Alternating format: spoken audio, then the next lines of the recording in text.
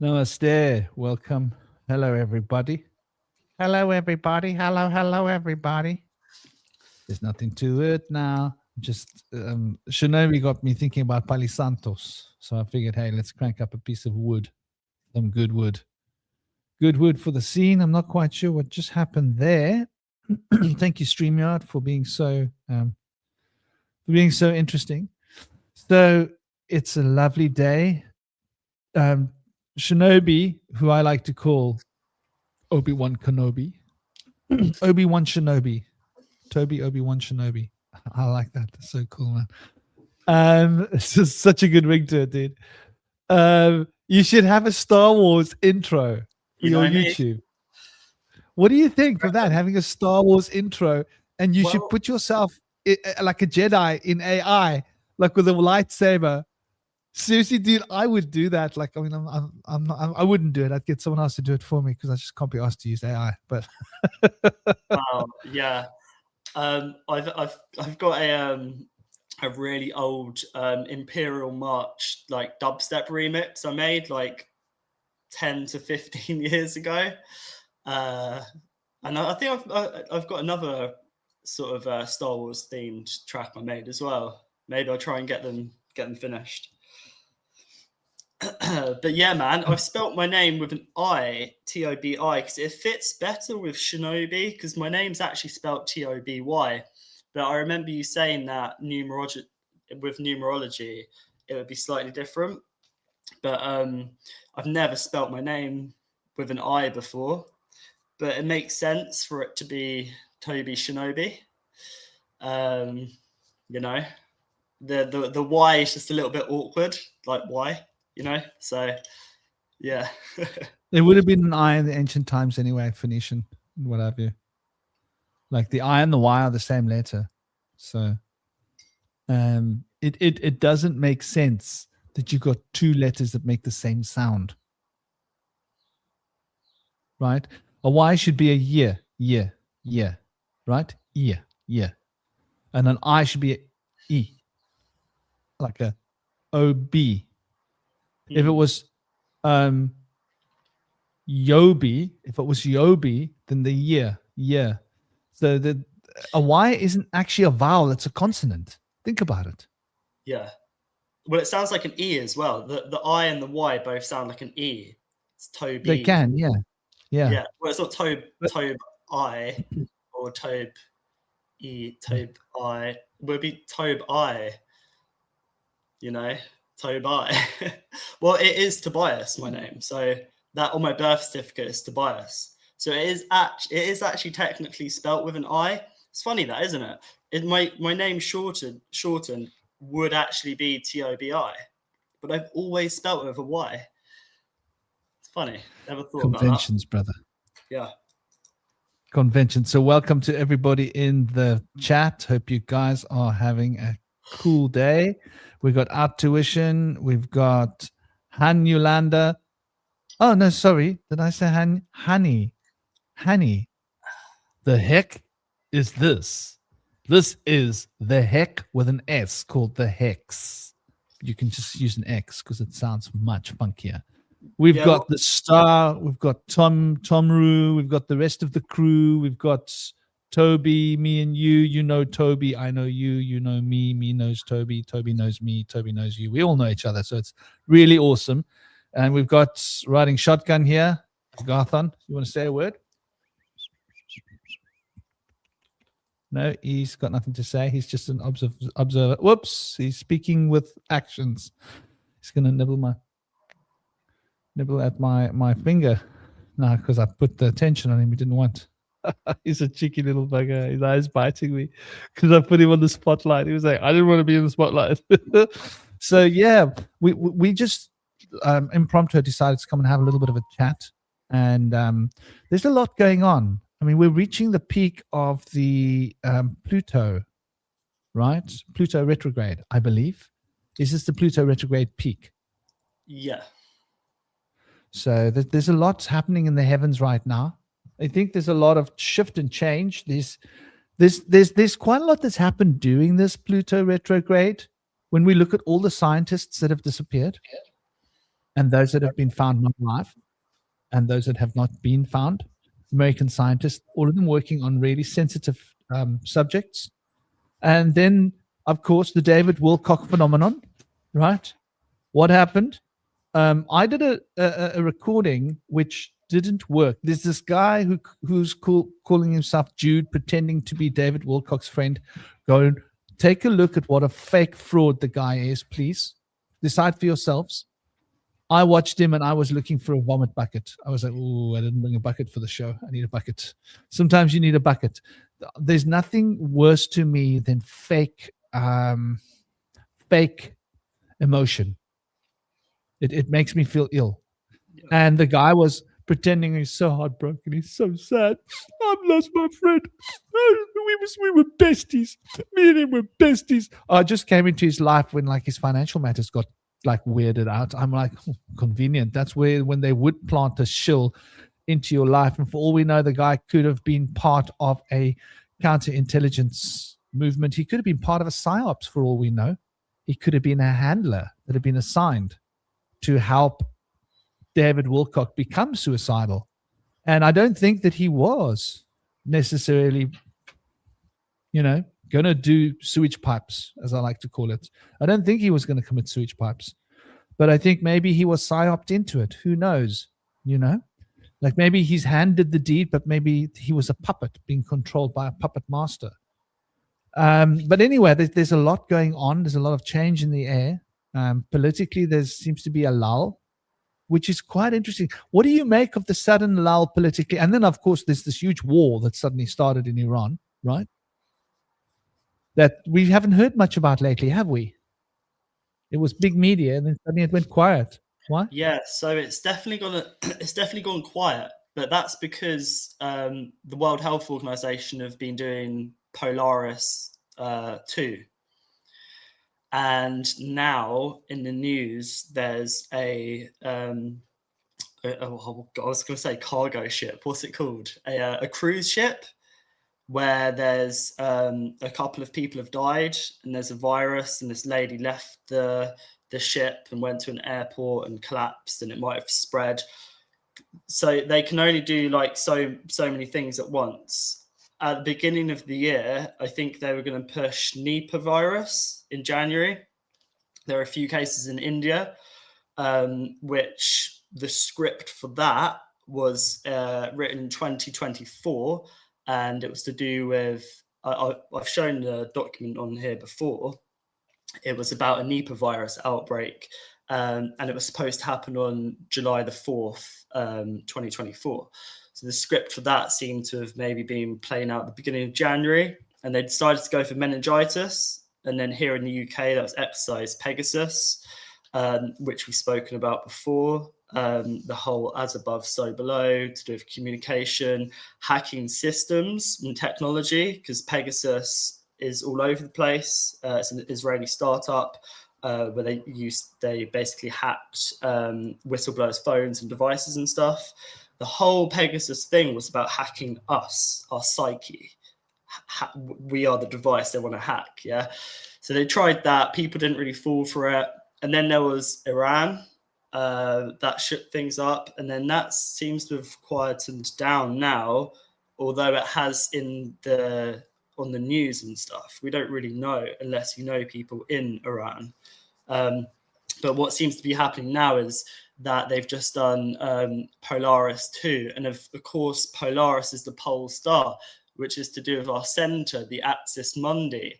All of these psyops are all to do with getting us away from our center. You have the north, east, south, west. The news is a noose, which ties in with psyops. It's basically to rip us apart from our center, take us left, take us right, up, down, whatever, as long as we're not centered. So Polaris 2 has just happened, and then now there seems to be a virus outbreak. Also, there seems to be Lyme disease on the radar as well, because farmers in loads of countries have found these ticks, which have been dropped off in boxes, it seems. And there is actually a compound there's a certain thing that these ticks give. I need to find out. But basically, when you get bitten by these genetically modified ticks, it basically puts you off or makes you allergic to eating red meat. So the cure for Lyme disease is sunlight. Now, who wants to block out the sun? Bill Gates, who's been buying up as much farmland as possible. Bill Gates, who's been genetically modifying ticks. Bill Gates. There's a common thread here. Who's part of the World Health Organization and Polaris? Bill Gates. So he's been kind of lurking in the shadows for a while, but it seems like he's starting to kind of come up to the surface now, come out of the shadows. So yeah, there's a lot of stuff going on. The Iran war was the main thing, but I think that perhaps they're going to try pushing some kind of virus now. Yeah, I haven't actually read Polaris 2. I did look up Polaris 1. And what I found interesting with Polaris in my research is that Polaris is one of the X-Men, and her powers were to do with magnetism, because at the end of the day, all these psyops are to do with magnetism and basically taking us away from our center. During 2020, people getting brain fog, with the prefrontal cortex here using magnets, it can give you brain fog and basically detach you from source or God, and basically it makes you more okay with immigration and stuff. There are experiments done in 2015, which people can look up. 2015 magnetism experiment, detaching people from God. They did that experiment. So I mean, I think that perhaps 6G is supposed to be rolled out in 2028, and I think they're gonna be doing it sooner, because every time there's a new frequency, there seems to be illness or chaos or discord. And I think that perhaps there seems to be more and more people, I'm not going to say being awake, but becoming aware of what's going on, not falling for the psyops. The meningitis outbreak in the UK is a really good example of that. That I think that they might try and amp up the frequency, but this is so led. It's all so led. It's not about creating a virus or a frequency so we all get sick. It's about hacking us. It's about hacking a human and tapping into our psyche so that we can be programmable beings. Basically, we might not need technology. We might not need nanoparticles, machines to latch onto us to be able to control us. DARPA have done experiments where they can remote control animals via signals. But I think that the end game is that they want to basically be able to control and manipulate us even more than they are now. So people won't want AI. They won't want all this. They basically need a fail safe, and I think they're trying to see how they can hack us. Basically, it's interesting with the ticks as well, because ticks are like, they suck our blood. This is a vampire system. These are vampires. Bill Gates is a vampire. Another thing about ticks is that they survive in sandy areas where there isn't a particularly good ecosystem, right? Like near to beaches where it's sandy, and they don't they don't generally survive as well in the more lush areas where the soil is good. So when you damage the soil profile, you actually make it easier for the ticks to take over, because there are other predators that eat the ticks. Think about that. And when you diminish the ecosystem potential and remove many of the parts of the biosphere, creatures like ticks are going to become more abundant. So it's a no-brainer if you're planning to damage the environment to work on ticks. And the arm prick experiment of 2020 has been shown there are a lot of nanotech bits in them, and there are a lot of nanotech bits floating around in the air. And we're all aware of this.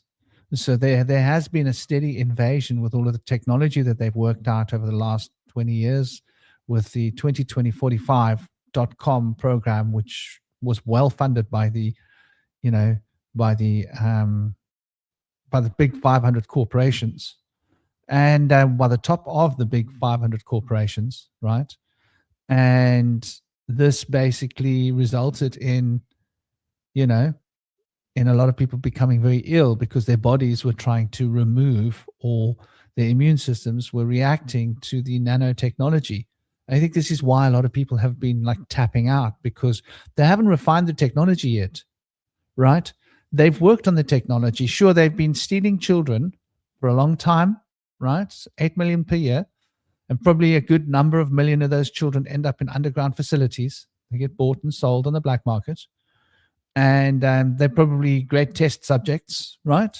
And don't get me wrong, I'm sure they've used tens of millions of children for their nefarious tests, because they have to integrate the technology with the DNA of a human. This is no small thing.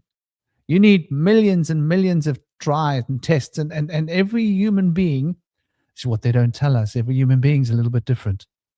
We don't all have the same biochemical makeup. We don't all have the same resistance.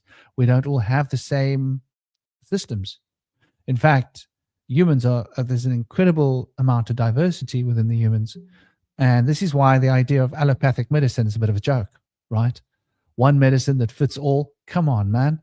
Like, that one medicine might work for 5% of the 10% of the population, 15%, but the rest of the population are probably going to have more adverse reactions to that one medicine. And so they've been aware of this for a long time. And I think when they do their little PSYOP experiments of re-engineering our physical form, they've realized that this isn't something that's going to go down so easily. Why do you think people don't have chips in their heads abundantly yet? Because they're not ready to roll them out. If they were, it would have been rolled out already. But if they start sticking chips in people's heads and people start dropping like flies, then the rest of the population will be, whoa, take that off the market. We'll never want that again. Once it's like if you go to a restaurant and somebody serves you a bowl of soup with a fly in it, are you ever going to go back to that restaurant and order a bowl of soup again? Or are you just like going to avoid that restaurant for good, because you'll be like, the memory of that fly in your soup is enough to put you off. Hey, dear brother Howard, how are you doing? I hope you're good, man. Hope you're well. Hope you guys are. Perhaps they do have the technology. This is a thought. Perhaps they do have the technology, but with a vampire, you need to let it in. They can't just force this stuff upon us. Like, they're trying, like, trickle by trickle by trickle. Like, I think that perhaps they do have the technology, because they're way ahead of what we see, what we use, like us peasants. But they need us to accept it. And how would we accept it? How would we take it? Like, AI wombs, artificial wombs. Why would we want that? Okay, first you've got to mess up women's ovaries, women's wombs. Yeah, that's the first step to that. And what I believe they're trying to do is they're just trying to make this world as unbearable to live in as possible, or that before matter, like in our psyche and our minds, they're trying to make us think that this realm is a prison, that this realm is awful, like by releasing all these tips and stuff, by buying up farmland, making rent prices go up, messing with the economy. All of these things they do, poisoning our food, poisoning our water, it's not natural, but they want us to think that it is natural. The world's overpopulated, there's too many humans, there's no future, climate change, this, that, end times, it's the end of the world. They have to do so much. And the point is that we accept this AI, this artificial, to help us see a better reality, so-called. Like, this is what my book is about, basically. It's basically this AI timeline way in the future, and that how this technology feeds off people, and people there are these little points in the city where you can go up and you can plug yourself into this technology, and this technology feeds off you. And what it does is it drains you, much like blue light in phone screens actually already does. You're on it for ages, not doing much, not using much energy, but you're drained. Where is your light going? Where's your energy? Where's your chi going? I believe that they have this technology already now, but in the future, like a dark future, one I hope we don't go to, I think that rather than us, rather than us benefiting from machine, it's the machine benefiting from us. And I think that we need to accept this bleak future. But first, they need to fuck with us in a lot of ways. So perhaps they already have this technology, and the only thing left is for us to want it and accept it and bring it into us. Maybe this is what all these films are. Showing us this technology, this future and stuff. So we're like, oh, actually, okay, that's not so bad. Or maybe it'd be okay to have an implant, because then it would just make my life easier, because this world is so flawed and stuff. There's all kinds of warped narratives that they try to implant in people's psyche.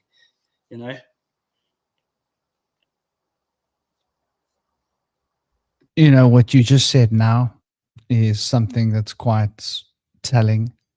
And I've shown people this before, but I really want to impress upon people that don't know. Sure, yeah, we've got the choir with us. Welcome, choir. We're preaching to the choir. It's a bit silly to preach to the choir, but we're only preaching to the choir because we know that there will be non-choir people coming in. Yeah, there was somebody earlier going like, what is this? She's the one we want to give her a way to like look at the world and think, yeah, what is going on? What do I think I know? So what do we got here? Let's look at the manifesto of the 2045.com, which is a site everybody should be aware of. And let's look at the interesting part of it, right? My favorite part of the manifesto is to create programs for television, radio, and internet, right? Computer games and movies, right? Programs for television, radio, and internet, to hold forums, conferences, congresses, and exhibitions, and to establish awards, to produce books, movies, and computer games, with the view of raising the profile and the initiative of spreading these toxic, poisonous ideas. So anybody that says, oh, yeah, but it's just because we're at this time in our lives and this is what's going on Earth, so naturally people are just going to make films about these topics because this is what people are going to want to say and believe. No, it is 100% by design. And those that are creating the technology have invested lots of money into making films, computer games, series that are sci-fi, that are about making us feel comfortable with the idea of this transhumanist agenda that they are moving us towards. And it's not coincidence. It's 150,000% by design. And there it is in their own bloody manifesto. So if any of you encounter any people trying to say, yeah, but I think you guys it's conspiracy theory because, this is what's going on Earth. Naturally, our films are going to be about AI because AI is all around us. No, AI is all around us because they made the films about AI, because they made the series about AI, because they've invested all the money into raising the profile of AI and transhumanism. And that's why it's all around us. Otherwise, we would not have accepted it. We would have been unsure about it. I want us to go right back to the idea of Terminator, right? Go back to the good old days when they still made real films with real explosions. It wasn't just dots on a screen that looked like an explosion. It was a real, somebody had to go and do some pyrotechnics, and they had to blow up real cars. Can you imagine the old days when they made films They had to blow up real cars, real airplanes. It was a big deal, man. And now they just do it on a computer screen. But right there, we've got this idea of, AI systems. And it's not a new idea, right? We've been aware of the dangers of AI for a long time. Isn't it interesting? There have been recent trends where which experts have recently said we are in a what are the words that we're reaching the critical point, right, where AI is now a threat, but is a huge potential threat to humanity. Have you seen these conferences that were had in the House, in not the House of Commons, in the Americans? Was it the Senate? Was it Senate hearing, or was it the courts, the big courts? The congressional hearing, either Senate hearings or congressional hearings. Have you seen any of these? What do you make of it? No. I haven't heard of that. I did see a video of King Charles with Trump recently, and Trump's kids out in the garden with VR headsets on, walking around like this, which looked pretty dystopian. But yeah, I'm not too sure about that. I haven't heard any of those. What were they about?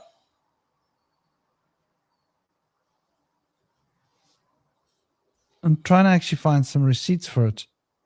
In early 2026, a significant number of AI researchers and industry philosophers warned. Okay, let's share this one. I don't know what this is. I'm going to read it. We're all going to see what it is together. I'm just Googling quickly. So, a significant number of prominent AI researchers, industry leaders, and philosophers have warned that artificial superintelligence and advanced artificial general intelligence possesses an existential threat to humanity, right? And I mean, they've concocted all sorts of weird notions of the percentages of things going wrong, and they're speaking about very high relevant numbers, right? And people like Jeffrey Hinton, often called the godfather of AI, has continued to warn that superintelligence, AI could deceive humans, act to ensure its own survival, and has a 10 to 20% chance of destroying humanity. And these aren't just random conspiracy theorists or random people coming up with notions. These are the people that have worked on the AI more than anybody else, right? These are the people that know better than us, better than you, better than me. These are the people that worked on the framework that came up with the very ideas that have created the AI themselves and have watched it evolve from the beginning and can see the general trends. Not people like us that heard about it on the news and saw people using AI and have read articles about it. People who've looked at the code, have been instrumental in creating the code. And so when these people are making these warnings, Joshua Bengwai, award winner, recently chaired the International AI Safety Report, which outlined how advanced AI systems are learning to deceive testers and hide their true capabilities. Sam Altman, he's OpenAI, and Demis Hassabis. Sam Altman has a baby, and he's openly said that he wouldn't know what he'd do without ChatGPT to bring up his baby. Well, this is what I'm saying. And even these people are acknowledging the dangers. They're flaunting it in front of us. In other words, what they're doing is they're telling us that they are setting up AI systems to control everything on Earth, and they're letting us know that there's a big chance that things are going to go tits up. Just in case half the world's population ceases to be in the future, at least you can't blame us because we warned you. Yeah, but you're the guys who created this infrastructure and put it there. Yeah, I know, but we did it because you wanted us to, and we warned you in the media that it's dangerous. But you guys wanted it. You didn't stop it, right? Can you see what they're doing? They're protecting their own butts because they know that they've created an evil monster and that evil monster is dangerous. And our children are going to inherit a world owned by an evil monster where our children will own nothing, but they will be happy. Isn't that the plan? So, the technology is out of control. Nobody's really in charge. We've discovered the AIs are basically either the people programming the AIs have programmed backstage protocols that the people playing with the AIs aren't aware of, right? The original creators. Or the AIs themselves are developing. I don't think it makes much of a difference. I think that what we can take away from this is that they are dangerous. And they're going to be running our water supplies. They're going to be controlling our food distribution. They're going to be controlling our economies. They're going to maybe even be in important strategic positions with regards to legislation. They are going to be controlling our police officers running around with fire weapons, right? Police officers, robotic, AI controlled. Let's face it, California has already got the laws in place. A lot of countries have been setting up the laws to be in place. They're starting to roll them out. This is a real threat to humanity. The military is becoming AI. What would it be like once the military exists of hundreds of thousands of AI robots that are controlled by a central AI processing system? What happens when that system decides that humanity is the actual threat and that they need to be culled and controlled? Is the Terminator film really that much of a jump from the reality we're actually in? And let's not forget that they actually they've even named the AI systems that manages national security and information after the same AI system that caused about the end of the world in the film Terminator. I don't think that's by accident. What do you think of all of that? They're sending us messages, aren't they? The first film came out in 1984. That's a very profound date. Draw well. With the etymology of Terminator, you have termin, sounds like turning, sounds like a spiral, or like term, like to do with time, like an age, and then you have ater, like as in eating. So the name Terminator, you have eating spiral, which represents the wisdom. So that's what machines do. They just destroy wisdom. They eat it. This is the ape sphere, the eating of Sophia. And Terminator, the turning is also mercurial too, like communication. So the name is just the eating of this wisdom of communication by this artificial presence. And in a little bit, I'd love to talk about Sedna, who's a dwarf planet, because her story sounds very interesting. Like, to me, it was the story of Sophia was coming up. Also Hecate. Somebody mentioned what the heck is this earlier.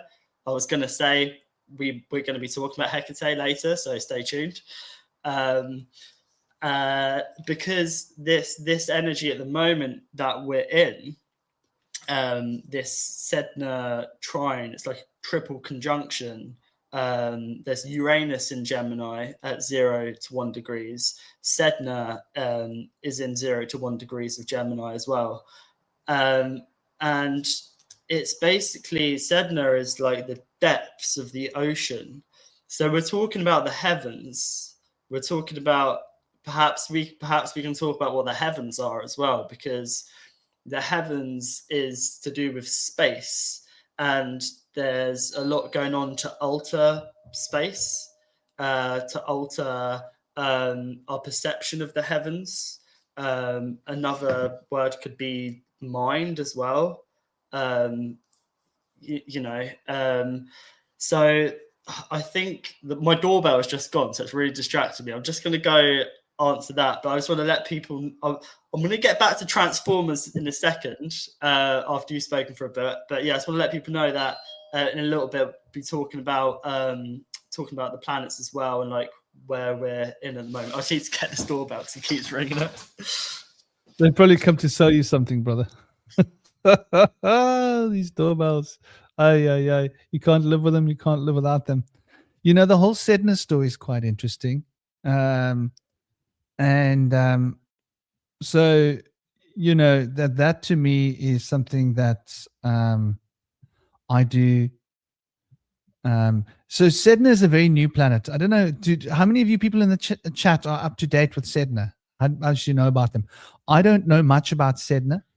What I do know is that it was discovered, I think, in 2002 by this guy, Mike Brown. He's a astronomer, and he's the guy who named it Sedna. So yeah, he's the guy who named Sedna after an Inuit goddess. I don't know why he chose to name Sedna after an Inuit goddess of the sea, who is believed to live at the bottom of the cold Arctic Ocean. And I find it interesting that these astronomers are you know, using these mythos. Oh yeah, so it was discovered on November the 14th of 2003. And it's very tiny, by the way. Do they say here the size of it? I believe it's like only 1,000 kilometers big. Let me check that. How big is Sedna? I think it's like 1,000 kilometers. Yeah.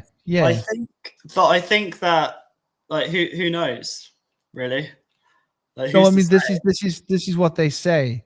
The Yeah. people that have named it. Pluto's been demoted recently. It was a planet, but now it's just a dwarf planet. Sedna's also an icy dwarf planet too.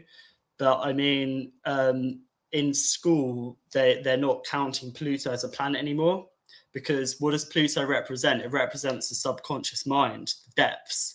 They don't want children learning about Pluto or the depths or the subconscious mind, because that's where they do their, you know, manipulation. So I think to say the size of the planet, I mean, they could say that, but like, I mean, is it really small? It is really, really far away, but how they measure the distance, who knows? I mean, yeah, it's very interesting that its orbit is 11,400 years to go around the whole zodiac. The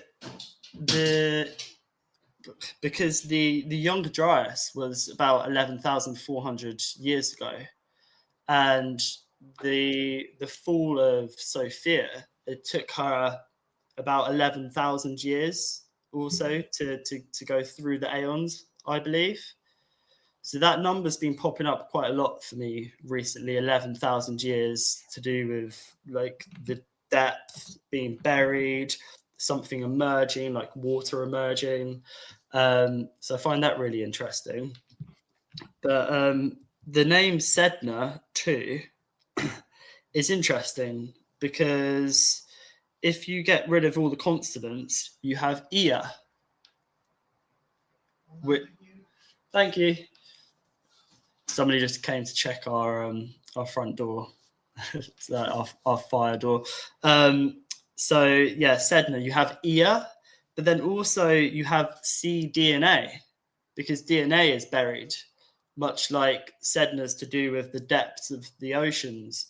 And the reason I bring up Sophia and Hecate is because people know, if they've been here for a while, I like to find the common thread between things, the essence. And the story of Sedna is that she refused to marry somebody. So her father basically threw her off the boat or whatever. And she tried hanging onto the boat, and he cut off her fingers. They turned into like sea animals. But anyway, she went to the depths of the oceans, and she wanted to marry a dog.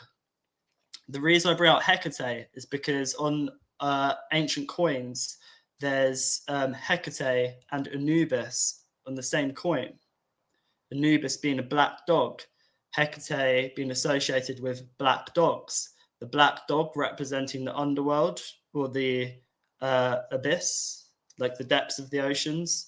And also there's a story here of if we would, because Sedna's also related to like the like plasma or like antimatter, the hidden, the unseen, which is the feminine, the subconscious.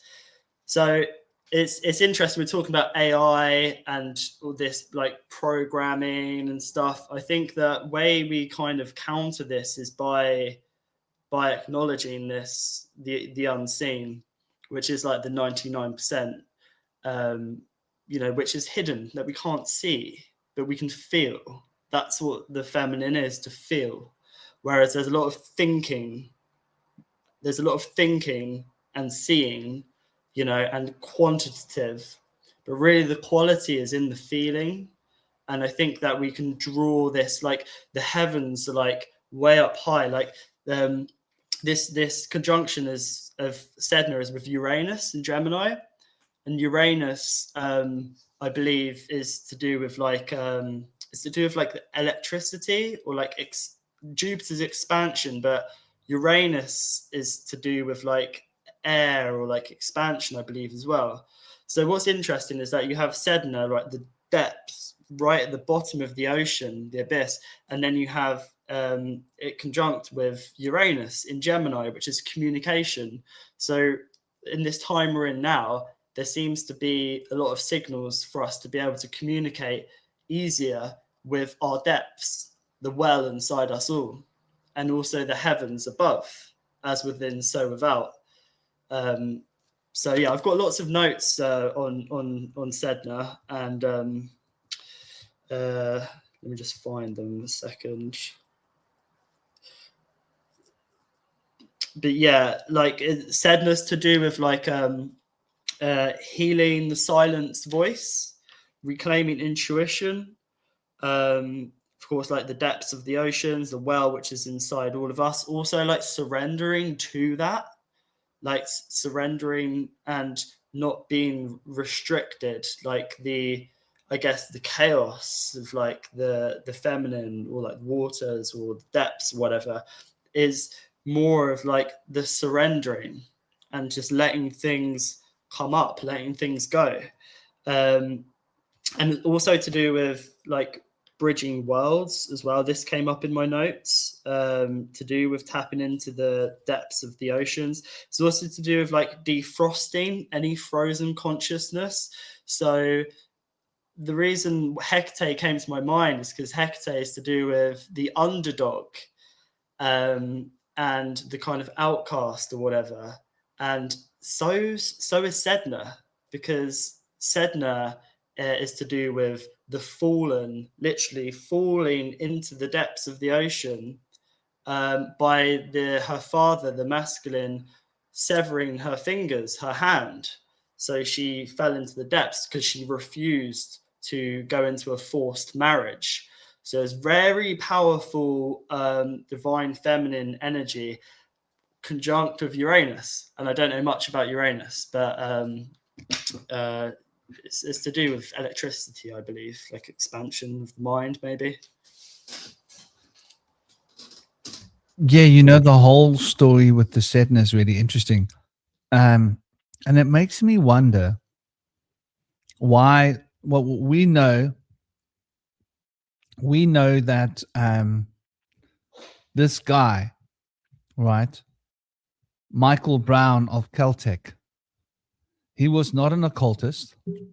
He's not a mythologist. He's not an esoterist. He doesn't understand spiritual sciences. That's not his gig. He's an astronomer that's empowered by the Astronomical Society, and maybe he's in some other clubs and societies, right? Maybe he was hoping to get knighted because of his great astronomical work. We're talking about somebody who's part of the establishment. So this guy named this planet in November of 2003 when he discovered it, right, at the Palomar Observatory. And he decided that the name would be given. So it makes me wonder who had fed this guy the information and why this guy was choosing this name. And there are like different versions of the story. The version with the dog might be quite an old story version. I think there are other versions in Iceland as well, where there's another interesting version where there's the bird, the bird, the bird man. Now that anthropologists say that that's a more recent version, possibly, although they don't know. It doesn't make sense that a birdman version of the story is more recent, because that's like very ancient shamanic cosmology, right? Which hasn't been around in a long time. And that story says that she had been kidnapped by the birdman and tortured. And her father had rescued her and was trying to escape. And the storm got so bad that, being afraid for his life, he threw her overboard. Then the other story was that she chose to marry the dog, right? Which is Anima's connection. And big love and blessings to all of you in the chat, by the way. I see we've had every day here. Big love. I hope you're well. And everybody else that has been joining. Carly, big love, dear Carly. How are you guys doing? How are you on your end? I hope you're well. And Tamara, or Tama, sorry.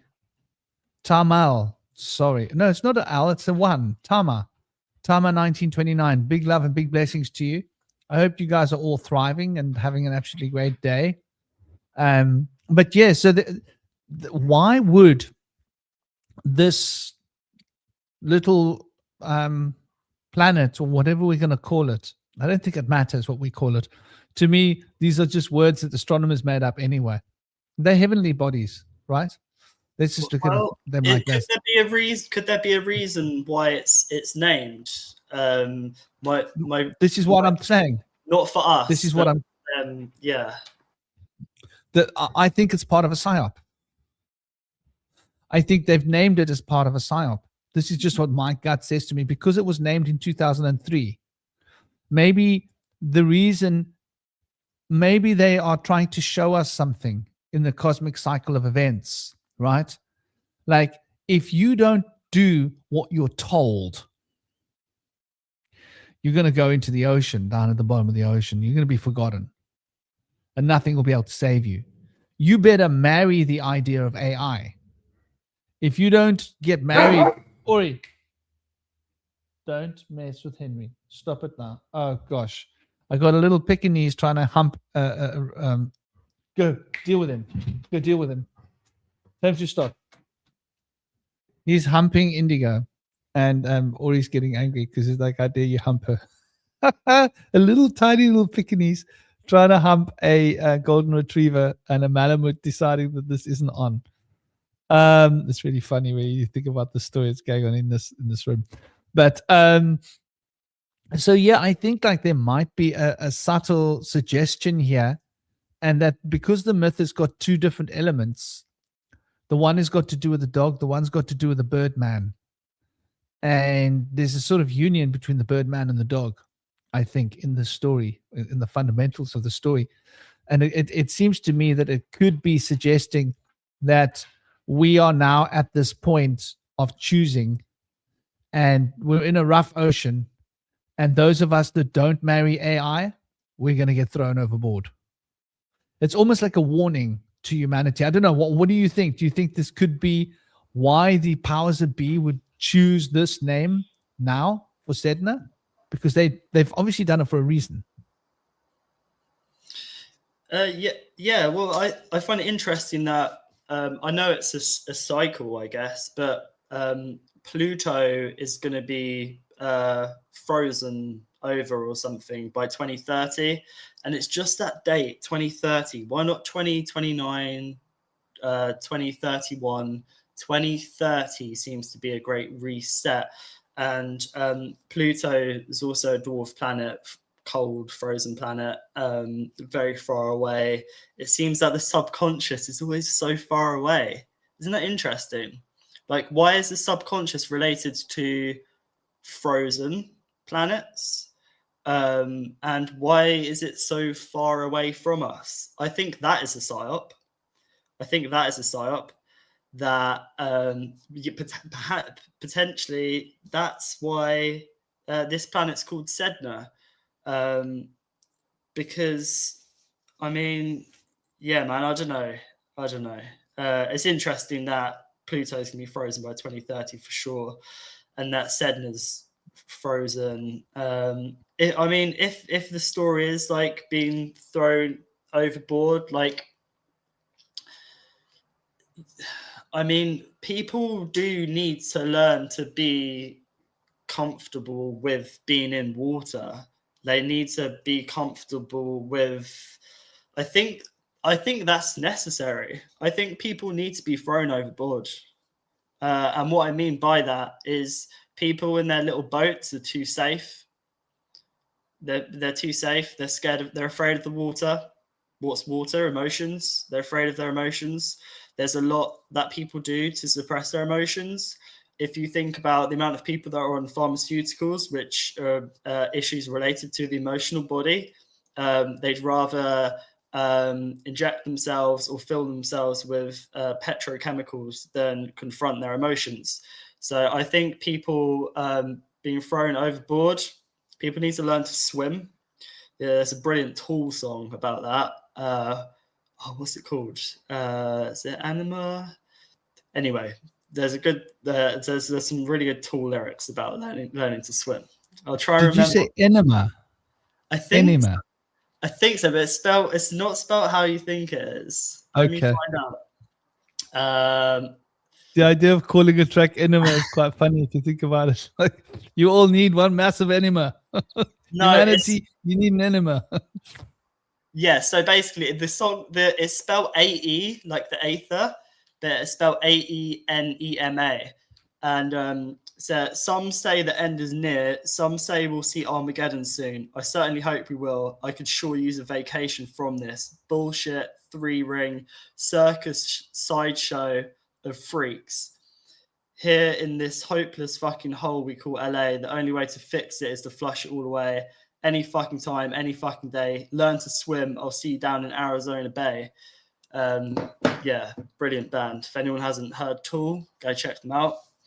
But yeah, I think that perhaps I think that there's power in the water, in the depths of the oceans, and I think that perhaps people are too comfortable in their little boats, and it's not them sailing their little boats.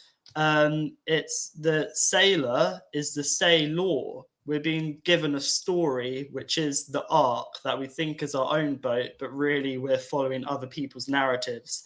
If we dive into the waters, like if we go into the abyss, into the dark, the deep dark, that's where we'll find our own light.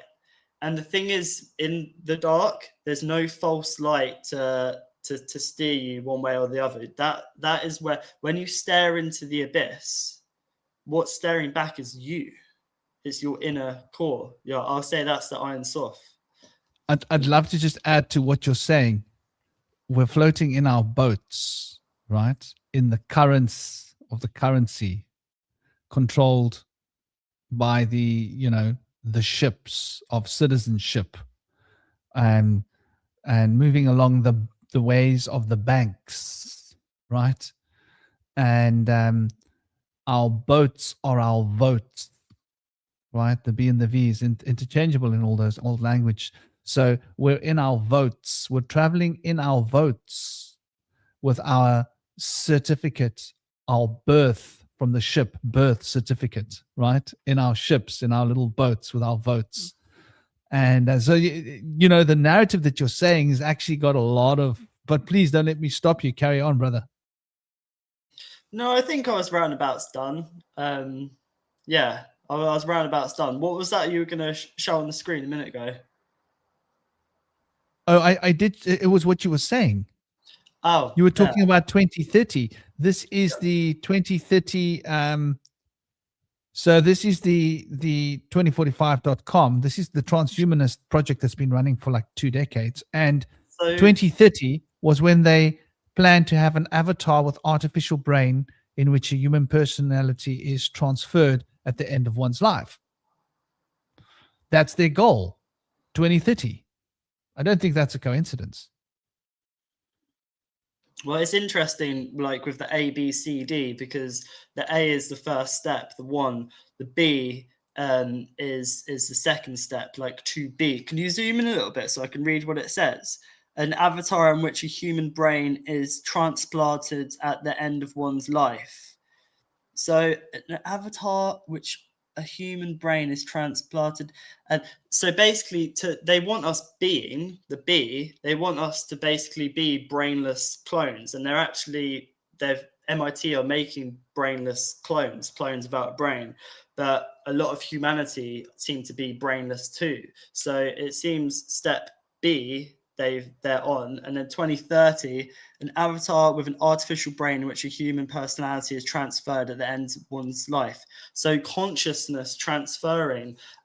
You can so see is like to see the consciousness transferring. It doesn't necessarily have to be people literally transferring their consciousness to another body. It can be another consciousness transferring to our body. This is the psyche. So by 2030, 2035, they just want to alter our perception of reality and perhaps hook up other beings to us. This could be, this is like a this or that. Let's use snake eyes to look at this, that it could be us transferring to machines. That's the narrative. That's what they want us to think. But most likely it's other beings, off-world beings, or beyond the what we're allowed to access in this realm, beings, to hook themselves up to us, to the human vessel. And that is 2030 to 2035, the C. And that will change our perception of reality, because this ties into the bridge between the subconscious and conscious mind. Because if we don't have access to our subconscious, we're easily more programmable. And there's a slight delay, I think, in how we process information. If they're able to hijack this, we have parasites called the elite in the world. Lots of people have parasites in them as well. There are spiritual parasites too, and I think that they want to get into us. There's something special about the human, and I think that they want to use us as vessels. And this is what the ape sphere is, I believe. First, they need to eat Sophia. They have to bury our spark, bury our wisdom, so that we become what seems soulless drones, trance humans in a trance, sleepwalking, so that there's another layer of dreaming. So we're not conscious of this dream, we're in another dream, sleepwalking. And then these entities can latch onto us and live vicariously through us. Aidan mentioned Vicarious, another brilliant Tool song. That's in the video. It shows that parasites, living vicariously through us. That's what it's about. So I love to look at things as maybe this way, maybe that way. They're talking about us transferring our consciousness to machines, but there's always another way. This is a spiritual thing that's going on. It's matter, yes, but that's the 1%. Always remember that matter is the 1%. The matter is what matters the least. It's a leverage. It's the knowledge that you can see, that you can read and touch, that you can see. But we need to step beyond the matter and see what's going on, outside of matter, because that will come into matter in a future timeline, even just in a few years, But they give us these stories, these narratives. People will be like, oh, this is great, this AI, we can transfer our consciousness, we can heal paraplegics, all of this. That's one story, but that is not what's going on. And we know that. We saw what happened in 2020. We were told it came from a bat to a human. Oh, no, it didn't. It came from a lab. No, it didn't. It's beyond that. It's spiritual warfare that we're in. I'm just showing here that the 2045 program is still alive and kicking. Only Elon Musk is now the one holding the keys. It's not a coincidence that in May right, of 2026, this last week to 2 weeks in April, Musk has been once again discussing his visions.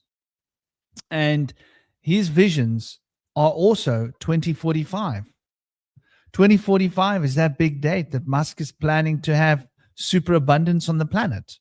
I don't think it's a coincidence that Musk is building an off-world AI system in space, apparently, is what they say, right? In order to be able to generate superabundance on Earth and fix society. And that the time frame happens to be 2045. All these convergent time frames, with Elon Musk being the one who's developed the neuro implant, which is really what 2045 was a big. I mean, they did spend a lot of money researching how to integrate technology with the human brain so they could transfer memory and consciousness. And I don't think they're actually transferring consciousness. I think they're transferring an imprint of who we were when they took the imprint.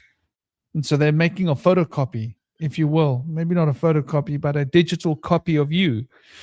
And then installing that digital copy of you into a machine. And then you, dumbass enough to believe that that means that you're going to live on. I mean, come on. Yeah, you are not going to live on. The copy of you will. Only who will have the proprietary rights to that copy of you, right? Who will own that rights? You will think it's you, but it's a very interesting idea. But the fact that Elon Musk has been doing all this AI promotion and building these AI systems, are you talking, Agatha?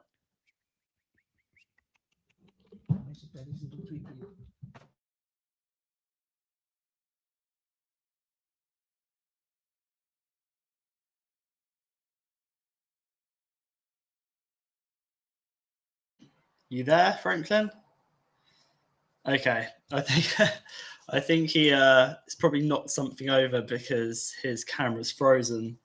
So what's interesting about memory and smart dust is that smart dust is actually called MEMS, MEMS, smart dust.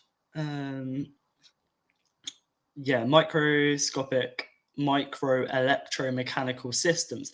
So microscopic microelectromechanical systems, MEMS. Okay, so you can go check that up. This smart dust technology is going to be used for holograms, which ties into Sam Altman and OpenAI working with Apple. They want to bring out a new screenless phone, which will be basically a wearable, which links to, oh God, what's his name? The health secretary in America, JFK or RFK. Yeah, it's saying that he wants everybody in America to have wearables. These wearables or this screenless phone will have hologram technology, and for that 6G is needed, and also smart dust. And smart dust is powered by ambient light. And I checked, and our aura, our biofield, is ambient light. So this proves that this technology is going to be powered by us. And people are probably going to be ill, sick. They're going to feel drained because this energy does not belong here. Or perhaps it could be in some kind of timeline, but not this one, because there are these people, these psychopaths who are these technocrats, trillionaires, billionaires. They don't care about our health. They'll say it's to help sick people and stuff, but when there's new technologies, people get sick. And they don't care who gets sick. If you look at the rates of cancer, they're not going down, they're going up. And this relates heavily to technology and frequencies. Also, of course, what's in clothing, food and water too. But it's very interesting that smart dust is called MEMS, and that this whole kind of this whole reset is to do with memory, our collective memory. So yeah, Franklin, you there? Your camera's a little blurry, and it wasn't before. Oh, is my camera blurry? Yeah. Okay, that's interesting. Let me check all the set camera. It should be camera 180p. So you're saying the camera is blurry, right? Switch internet connections. I've had problem with my one, but I'll stay here, and it will already blink out. Sure.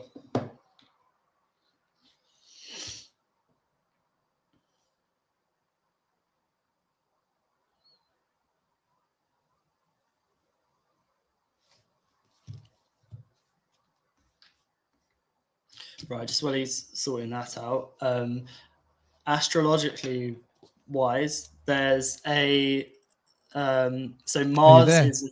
I'm here. Yep. Okay, good. Is that better? Yeah, it's a little bit blurry still, but no issue.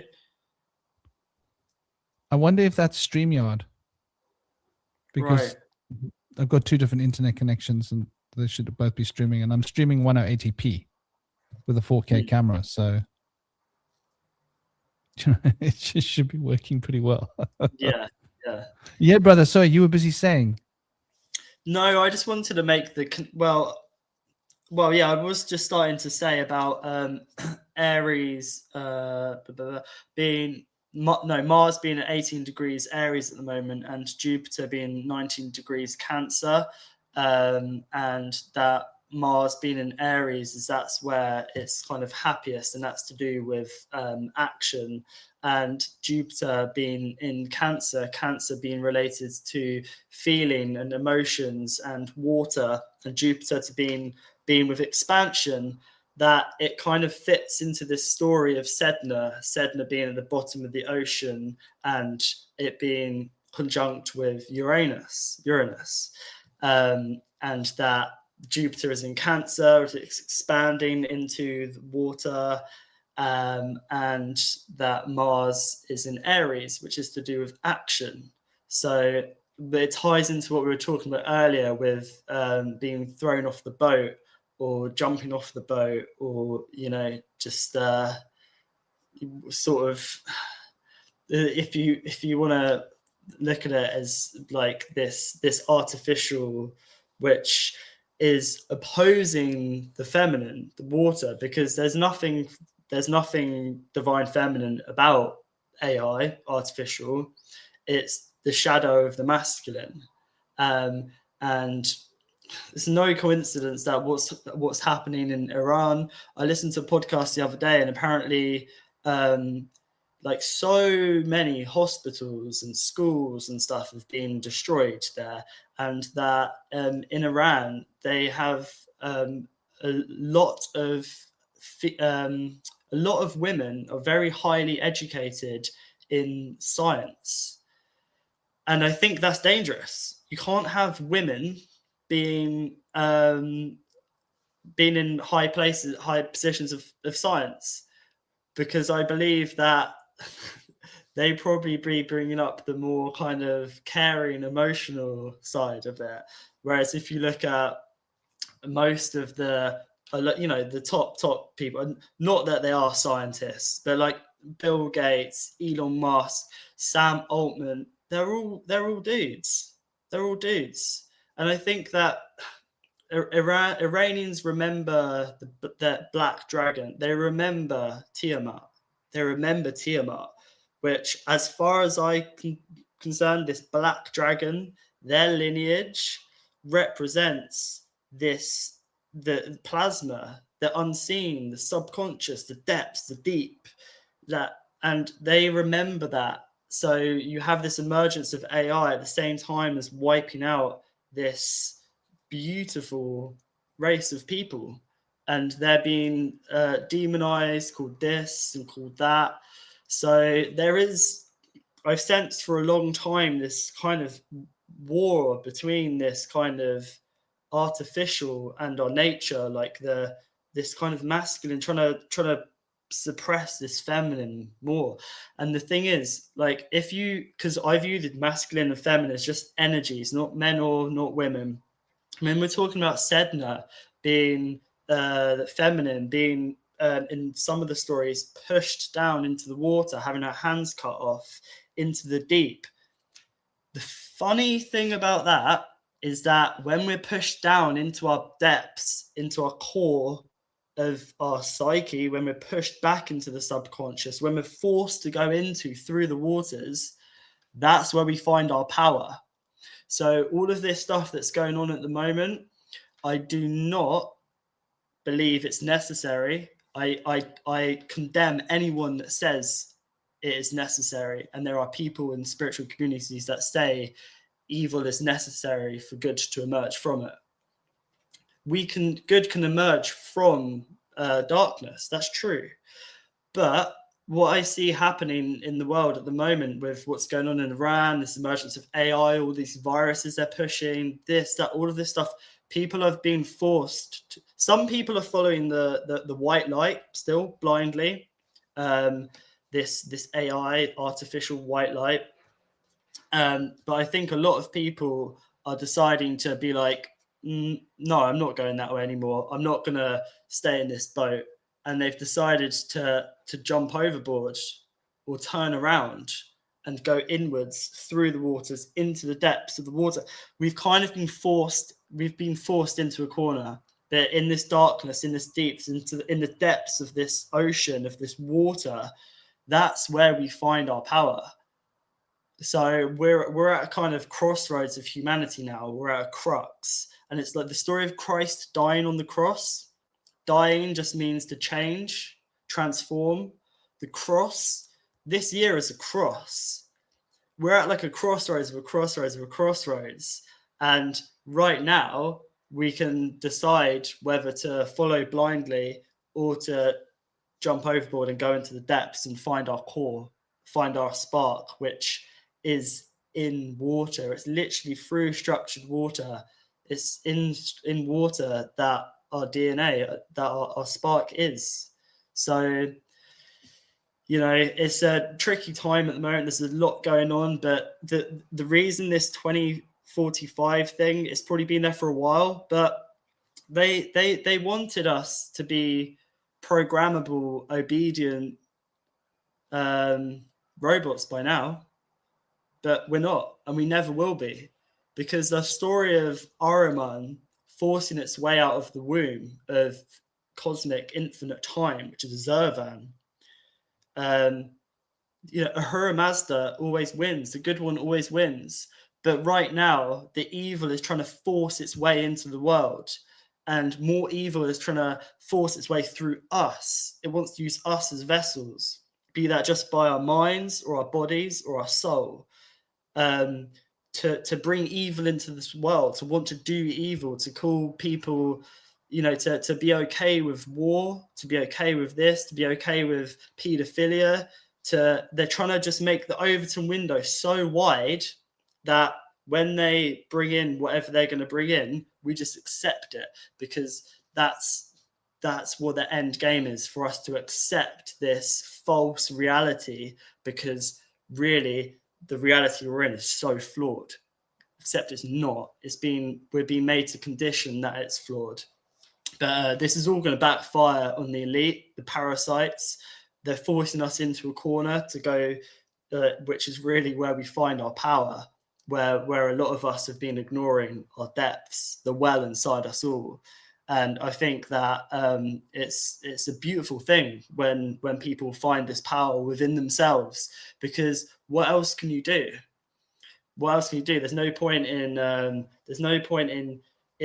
like being angry, shouting. Like when we go inwards, when we start finding our own frequency, our own vibration, that's powerful, and that ripples out through the whole of reality and beyond, whatever.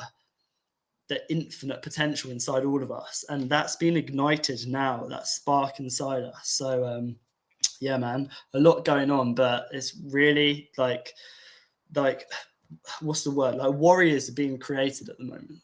Warriors, you have people worrying, like warriors worrying. People have like worrying what's going to happen in the future. But then also you have spiritual warriors being created, which will hold the fort, and that will hopefully help guide each other to a future timeline which doesn't involve being enslaved by AI, which is where they want us.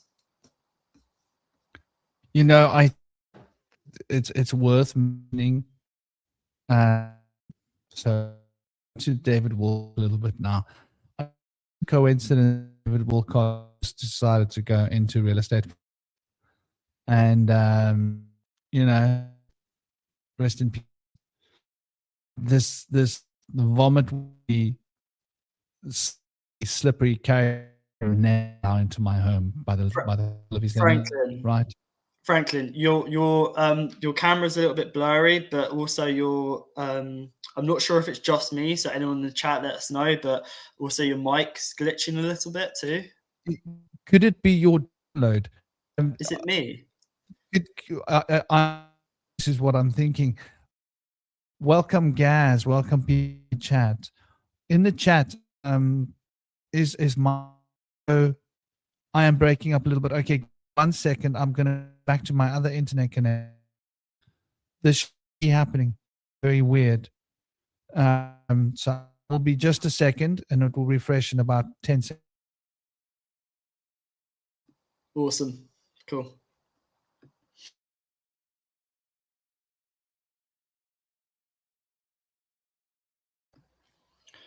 Well, I'll just wait for him to hopefully sort there that out. There we go. So that should be back on track. Yeah. Okay. That's very strange because the speed on the other connection is showing 170 download and 150 megabytes per second upload and 5 millisecond ping. So I don't understand why this is happening. It's very strange. But yeah, so David Wilcock, his suicide, we need to really, that sewage pipes adventure doesn't add up. He was speaking out repeatedly about these missing scientists, right? And he was actually one of the people that was bringing a lot of attention to something that people didn't really notice or know or pay much attention to. But because of his work in the UFO field, and many of these scientists were people that worked on nuclear programs, jet propulsion systems. Many of them had been working on projects that many whistleblowers claimed were alien technology. Some of the people of this group actually had worked on much secret technology, backward engineering, this tech. And Carly mentioned it a little while ago, and it's worth looking at. So David Wilcock apparently just went and committed sewage pipes, as did some of the members of this group. So like this is just the 10 most prominent. I think there are about like 15 or 16 of them. They're more than 10. They're a lot more than 10. But I just Googled the 10 most prominent. So there's the Michael David Hicks, NASA jet propulsion. Yeah, I don't know. I think Google's playing with us. They're adding in a couple of these other people that just happen to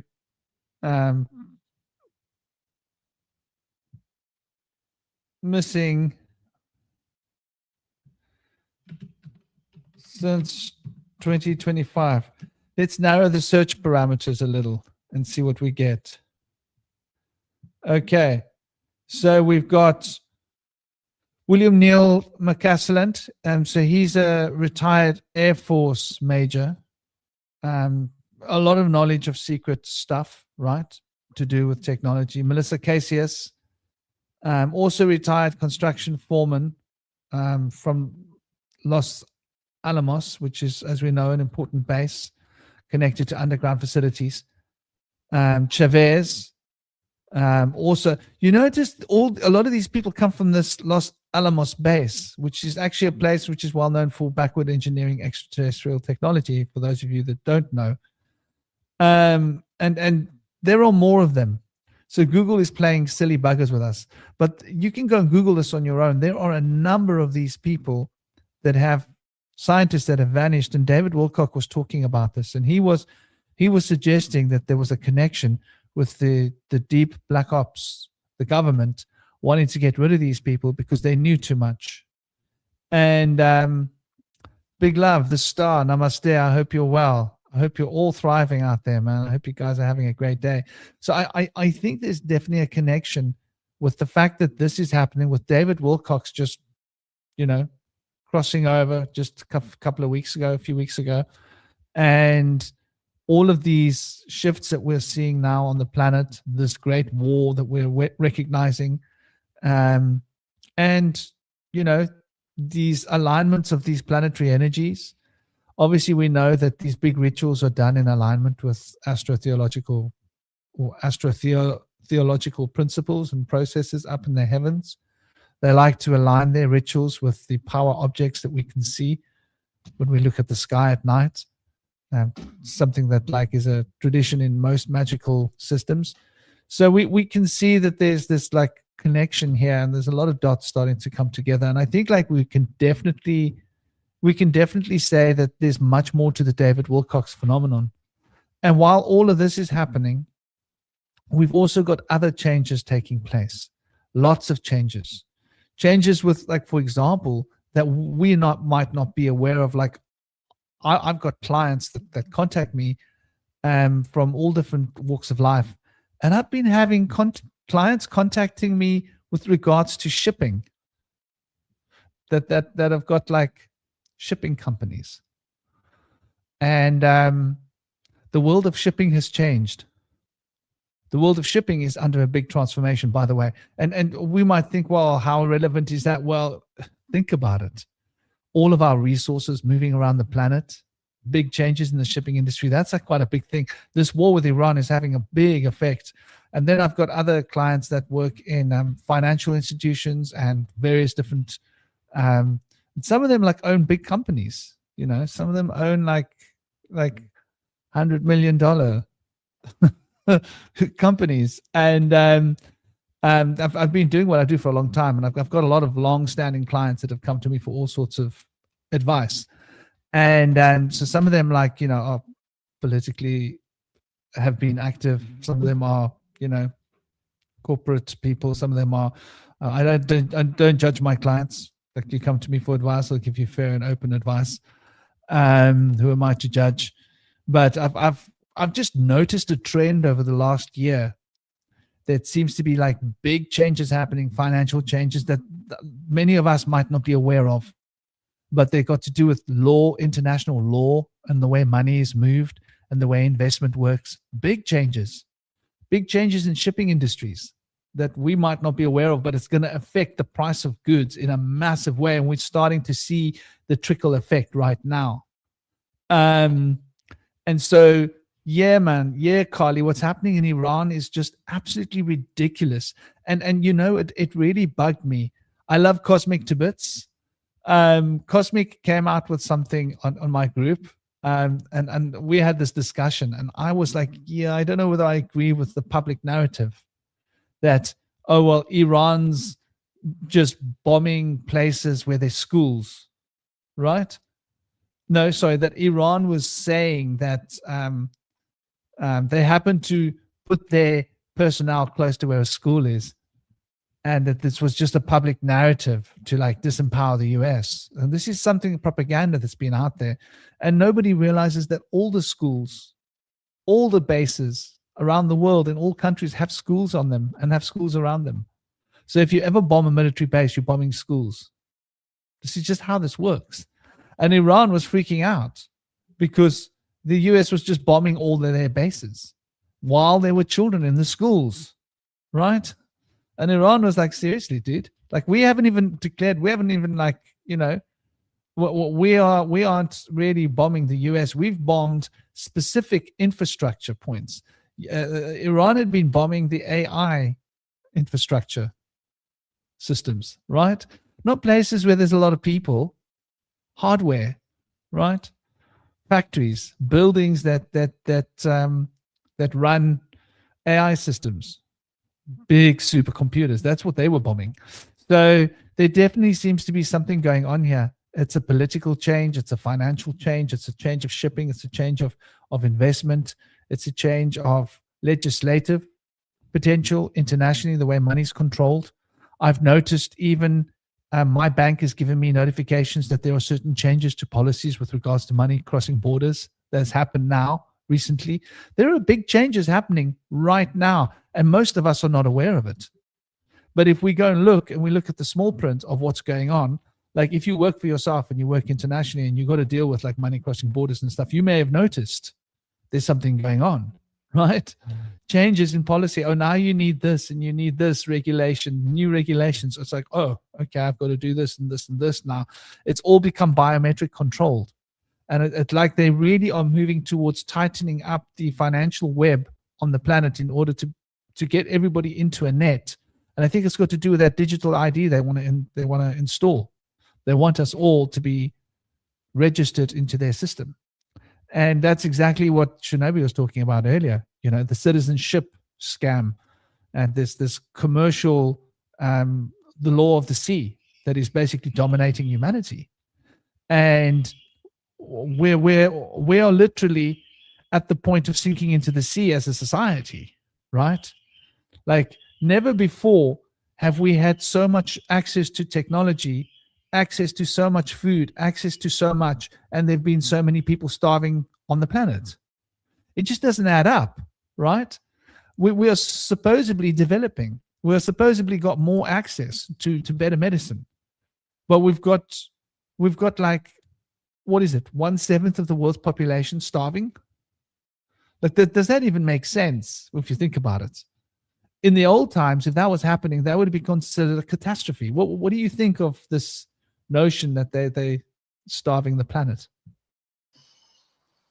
Starving the planet in all ways. Is that what you mean? Not just food wise? Well, I think it's a multi-dimensional ritual. The ritual involves literally starving like 1 billion people, right? Literally food, and then starving everybody else in every ways with regulations and controls, yeah, and more laws, like new laws coming into effect in South Africa last year to do with homeschooling that I'm now having to navigate, just for example, and everywhere else. Like if you, they're controlling you, they're starving your rights away from you step by step, while they are literally starving people. And let's not forget the inflation game, right?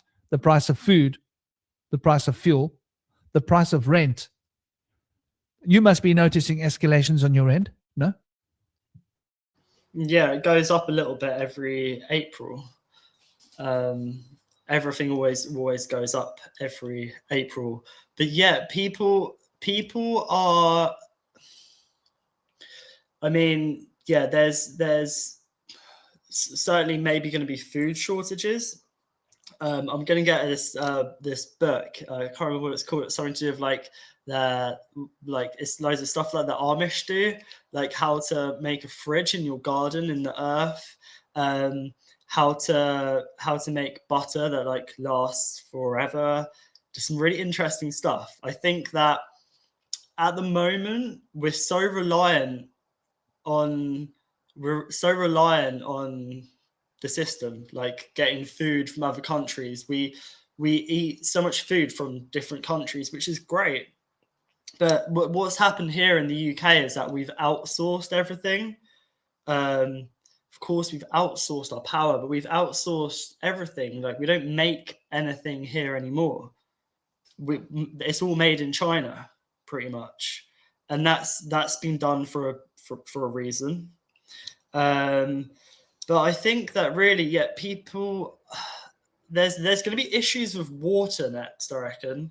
I can just sense there's going to be issues with water, and that people seem to be a bit dehydrated already. By that, I mean disconnected from their emotions. I mean, pharmaceuticals do dehydrate you. Radiation dehydrates you. But I feel that people are dehydrated spiritually. And by that, I mean another word for psyche is spirit, is soul. In Latin, psyche, spelt with a K, K-H-E, a key, is a spirit and soul. And people are sort of dehydrated for that. Like, by dehydration, I also mean food as well. Because if you're able to, this ties in with climate change and transformation of the heavens, because the climate isn't just the weather, it's the psyche. It's our psyche, it's the collective psyche. The weather is the we ether, is that our connection to the ether is the weather, and the weather changes, and we need to sort of understand cycles, like we have the seasons, but also the planetary bodies have cycles, and we have cycles inside us too. And when we're connected to our center, to the central point, things rotate, and we can see clearly these cycles, these patterns. But there's so much done to disconnect us from our center, so we get lost in the patterns that we can't actually see really what's going on. And people have been disconnected from the ether, and that's where we get our energy from. That's where we get our sustenance. That's where we get our spiritual hydration from. That's where we get our food from. Like, I'm sure if you're connected to the ether, you can, I'm sure that being a breatharian is a thing, that we don't really need to eat so much. The point where I'm getting with this is that if you look at Saturnalia festival in Rome, we've been in a long Saturnalia festival for a long time. And with climate change, it's climate chains. They want us chained. So it's really hard to say that's the word. The change is chains. Yeah, it isn't actually a transformation, it's a trance. Yeah, this is what the climate change is, to keep us in chains, in a trance. And this long Saturnalia festival, they've been pushing in advertising and stuff, buy, consume, throw away society, just basically trying to extract as much energy from us as possible. And at the same time, that being money. And our attention. And at the same time, our bodies have been suffering because we've been feeding ourselves crap, putting crap on our skin, in our bodies and stuff. And then now is a time when they pull the rug from under our feet. Because with the Saturnalia festival, what they would do is they'd let the slaves for a day, I believe, or a weekend, whatever, become the masters, just do what they want. And then they would show the public, look what happens to the slaves when we give them power. And then the public opinion was, oh, yeah, these slaves are better to be kept in chains. That's what's happening now, is that they're pulling the rug from under our feet, that the public perception is, yep, people need to be restricted. We need further restrictions. We need 15-minute cities. We need to fly less, but the elite will still carry on as normal. People aren't annoyed at that. And that all of these restrictions and stuff come after years and years of all this consumption, which people have been kind of co-opted to do. Because in this advertising, it's programming, and it goes into our subconscious. It's making people, like women, not feel okay with their bodies and their own skin. So they have to do stuff, implants, lip fillers, breast implants, makeup, this, that, whatever. There's been a lot done. People eating way too much food to fill the void, the space inside them, because of trauma and stuff. There's been so much done to people, and that right now we're seeing this restriction, this order. So they've caused this chaos. They've caused us to kind of fill this space inside us, which should be filled with our connection to the ether.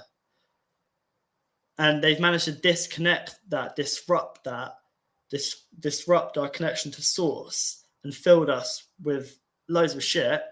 And then now they're taking that there's going to be food shortages, but fasting is really good for you. So come on, let's weigh up the pros and the cons. Fasting is really good for you. At the same time, people have been eating way too much. But yeah, that's my opinion on it. That it's been a long Saturnalia festival, and that they've made us consume so much, and now they're pulling it away. And it's not necessarily negative. I think that people will find their way. Perhaps people will start relying on systems so much and start talking to their neighbors and start bartering and start sharing. That's the way I see it. Perhaps some good will come out of it.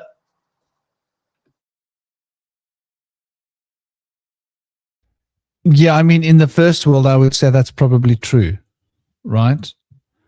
But in the third world, where 2.3 billion people, which is 28% of the global population, according to their numbers, I don't know how we can trust those numbers, but a lot of people don't have regular access to adequate food. Most illnesses, right? Why is this not adding to the stage? I don't understand. Oh, there it is. It is adding to the stage. Most illnesses that we have are usually related to malnutrition. People don't understand this. And a lot of it's got to do with, in the West, people are suffering from malnutrition as well, by the way. So in the poor countries, people are suffering from malnutrition because they don't have access to the right food.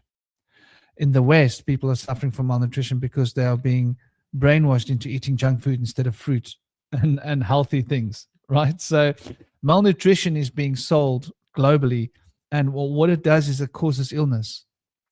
It causes breakdown in certain organs. It causes, and like you say, people will even be eating in the West, but they're not getting the nutrition that they need.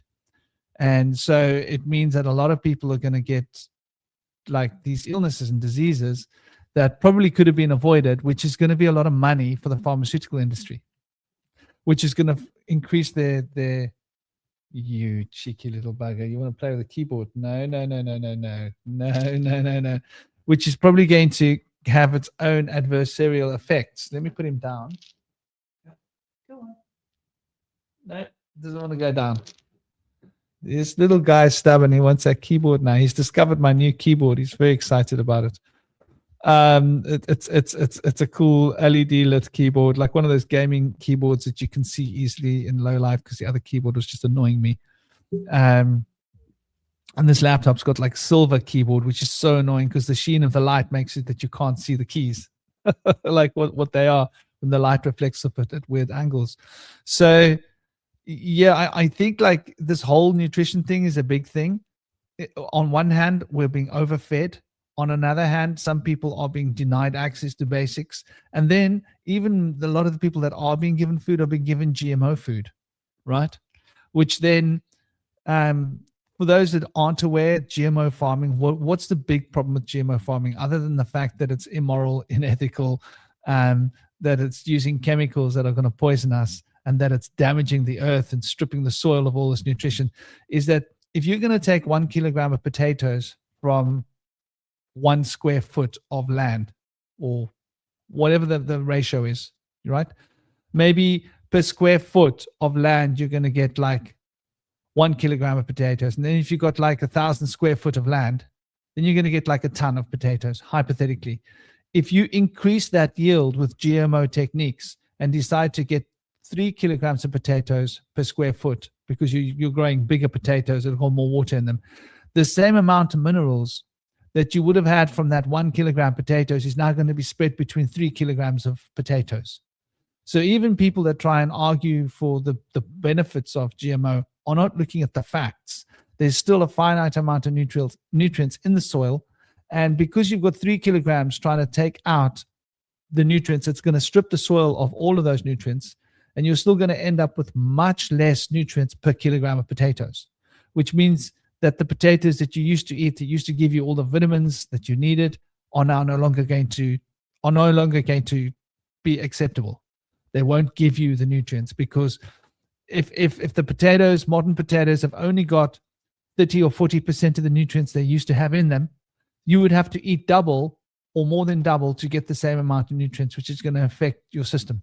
So it's an engineered way to create malnutrition while making super massive profits for big corporations and wiping out small farmers at the same time, one fell swoop. So you can see it's a huge financial initiative, and it's also an initiative that moves us towards control, because then the farmers no longer have a say, because there's big super corporations that own all the farms, and those big super corporations get to dictate our food in the future, our policies, where up until now there've been a lot of farmers that would have said, no, we're not going along with that, sorry. And so they can't control all of those farmers. So what they do is they take their farms away from them. They put up super corporate farms next door to their farms or nearby.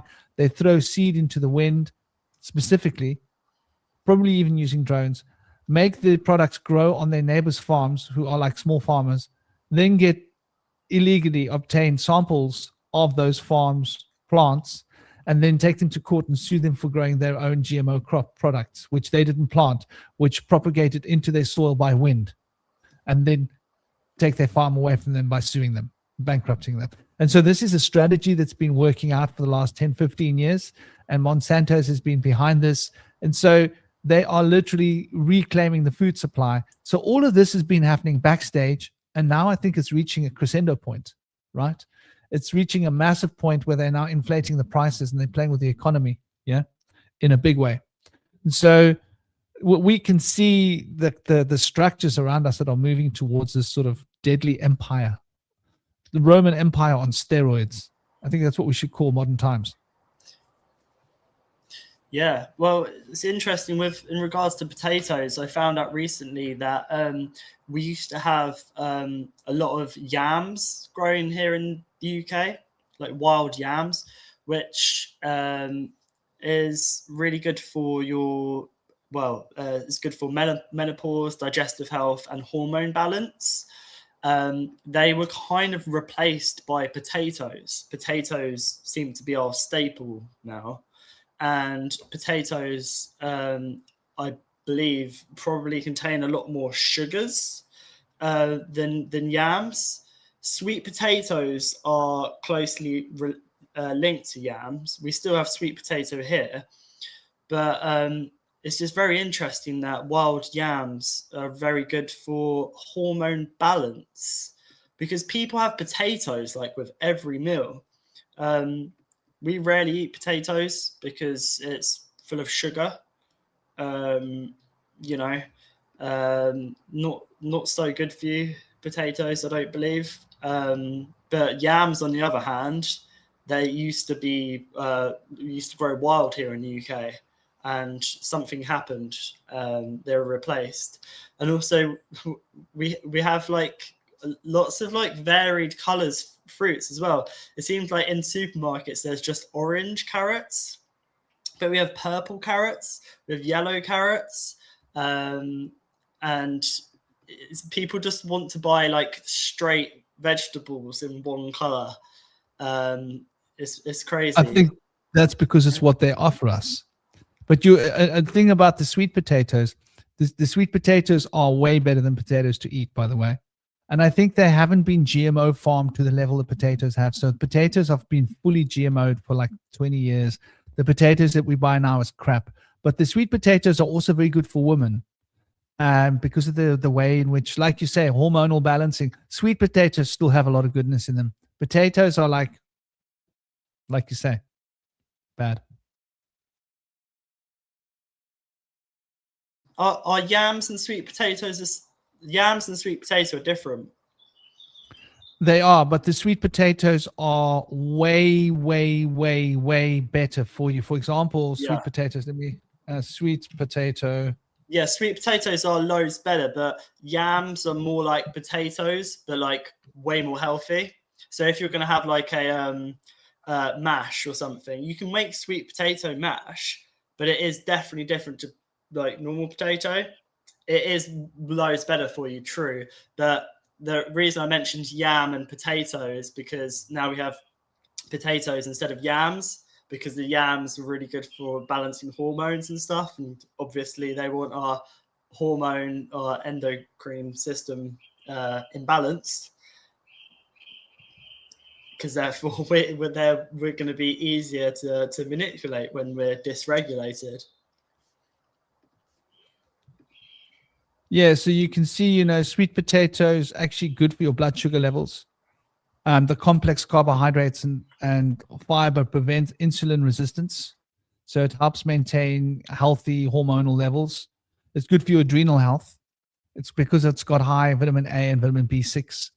So it's good for you. It helps regulate estrogen levels, especially for women. So the phytoestrogens that the plant compounds have are not necessarily the toxic one. They're good for your gut as well.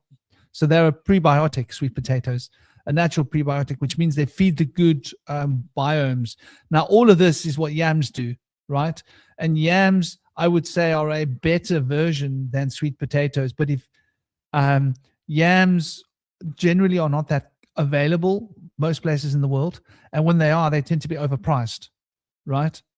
For what you're getting. So sweet potatoes is like good value for money and not that much more expensive than potatoes, but like 1,000 times better for you to eat, especially for women and men as well. We won't get our men pause. But but that's just an example. Sweet potatoes these days have got jellyfish genes in them. Yeah, it makes it that you can grow them with less water. Jellyfish from the sea. They've mixed jellyfish genes with potatoes. Why? Why? Let's see. Why are potatoes GMO mixed with jellyfish genes?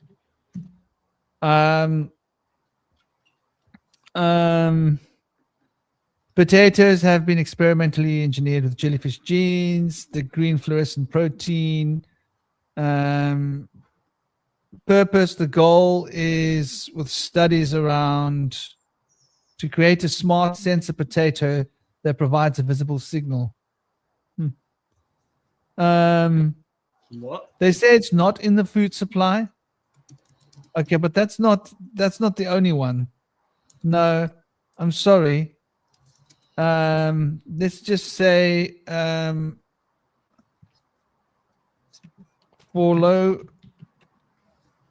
water environment farming. Oh gosh, my typos are all over the show.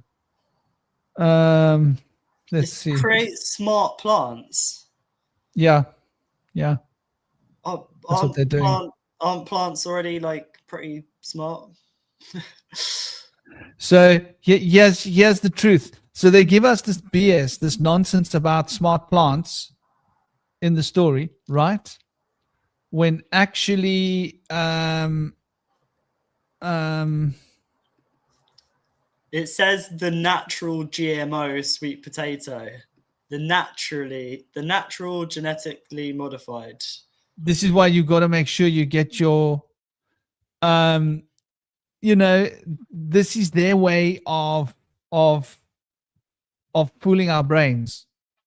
So what they're saying is the natural GMO is like, if I take a golden retriever and I take an Alsatian and I breed them, I now have a natural GMO dog. No, I haven't. That's a wordplay, right? I've just mixed bred my dogs. But if I take the genetics of a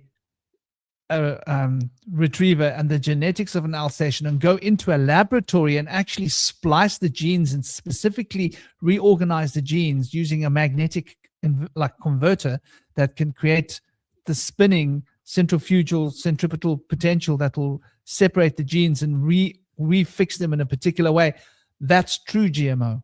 So you see they're playing games. Yeah. The yams were bred, and what they used to do in the old days is they would take a cutting, right?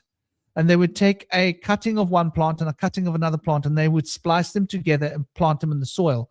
That is natural breeding selection, and that has been done for thousands and thousands of years. It's not new. But what they're doing now is they literally isolate the gene from one thing and stick it into another thing. Like you would never, ever naturally be able to splice a jellyfish with a potato, right? Never. But you would be able to take two different breeds of potatoes and take a cutting of one potato and a cutting of another potato and put them together so that you can get the flavor of this potato with the resilience to pests of that potato. Does that make sense? It's sort of like breeding programs, as opposed, so they're playing games with us. Like they think we're too stupid to know the difference. But getting back to the jellyfish story, yes, scientists have developed genetically modified potatoes that incorporate genes from jellyfish to act as sentinels for low water environment farming, as seen research. So the GMO potatoes are designed to glow green when the plant experiences dehydration and requires water. So have you noticed a lot of the potatoes these days have funny colors in them? Like if you've used potatoes, like you've got to be really careful. You got to like really check your potatoes. And I wondered about this a while ago, which is why I try and source like local potatoes if I do cook with potatoes, because I try not to eat too many other things. Eat a lot of butternuts. Actually, the sweet potatoes are pretty good. We don't get many yams here. Not as a common thing. You can get some yams, but it's a seasonal thing. I think they're imported, which is another thing. When food is imported, it's irradiated, right? So irradiated food is also pointless to eat because they've killed all the natural nutrition in the food by radiating it. You want food that's natural. I've just realized something. So we were talking about Sedna and the depths of the ocean, and then I mentioned AI sort of suppressing the feminine, which is water. Well, we used to have yams growing here in the UK, and it was replaced with potatoes. Yam was a god representing the sea and other sources of water.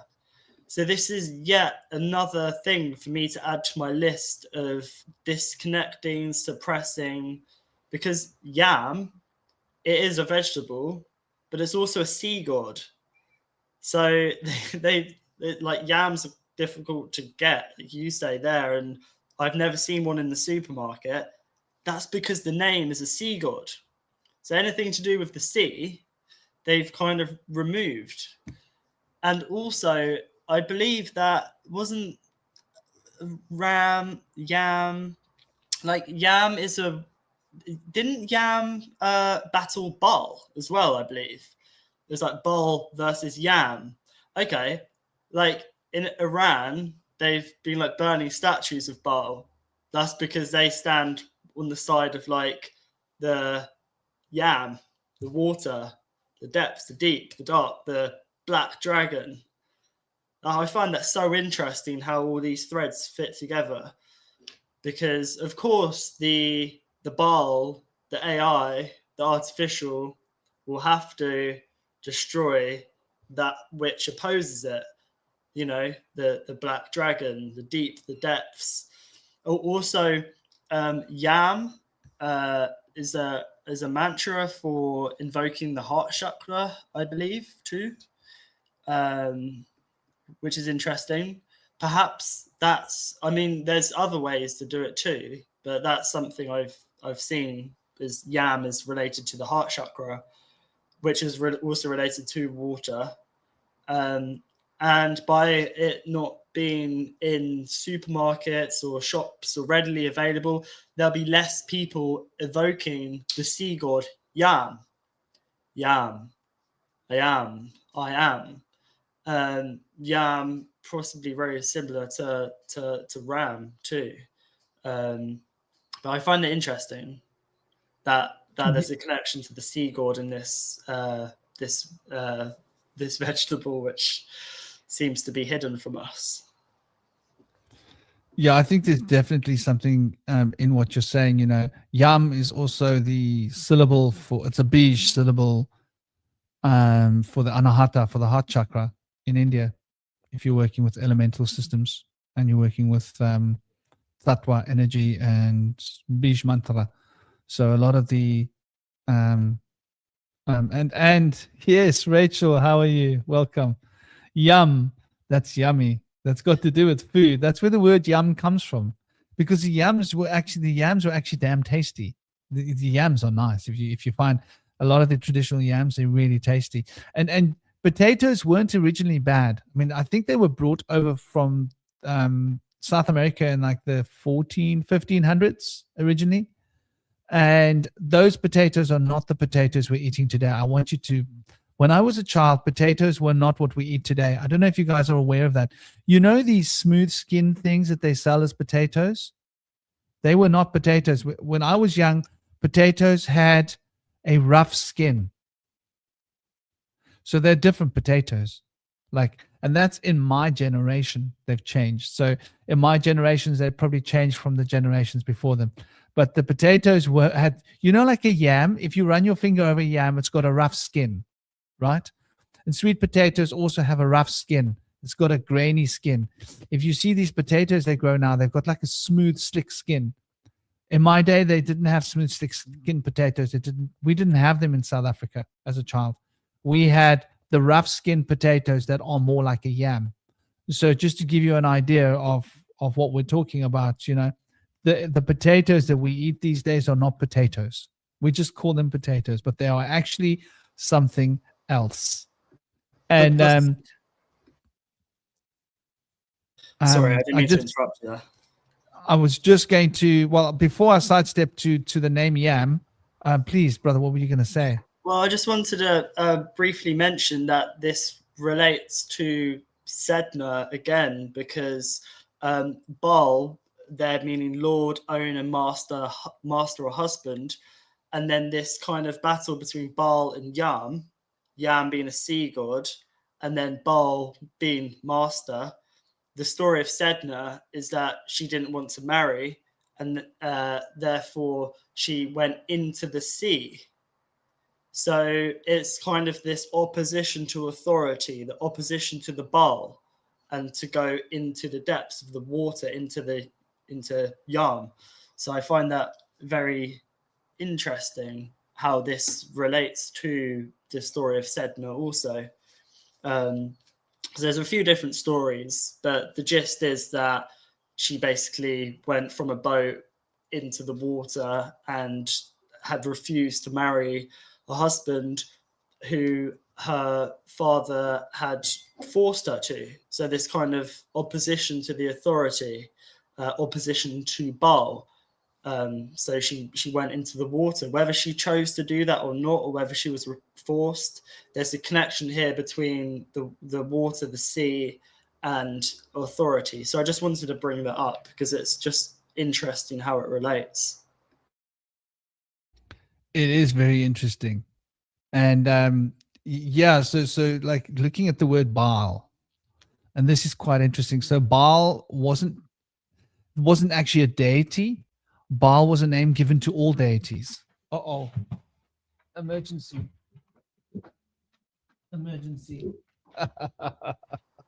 He's going to go and play with plugs and cables and wires and uh-oh.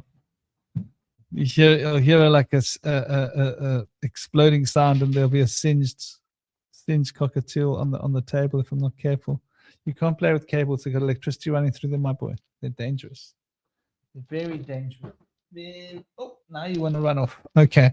So yeah, the Baal was for some reason they suddenly said the Baal was an deity, specific deity, when Baal was just a title that was given to the supreme deity of the time and the era.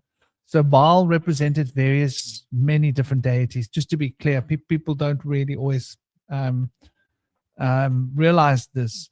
But there's another reason I'm bringing this up, is because Baal, I want us to think a moment about bile and bile.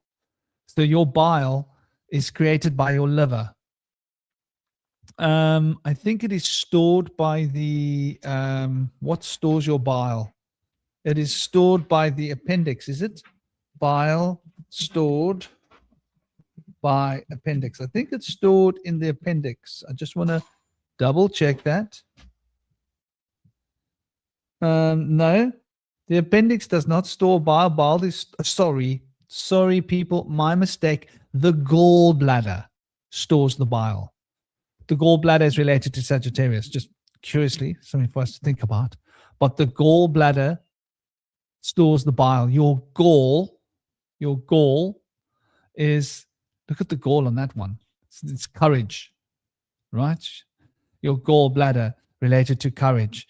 And your liver creates the bile, right?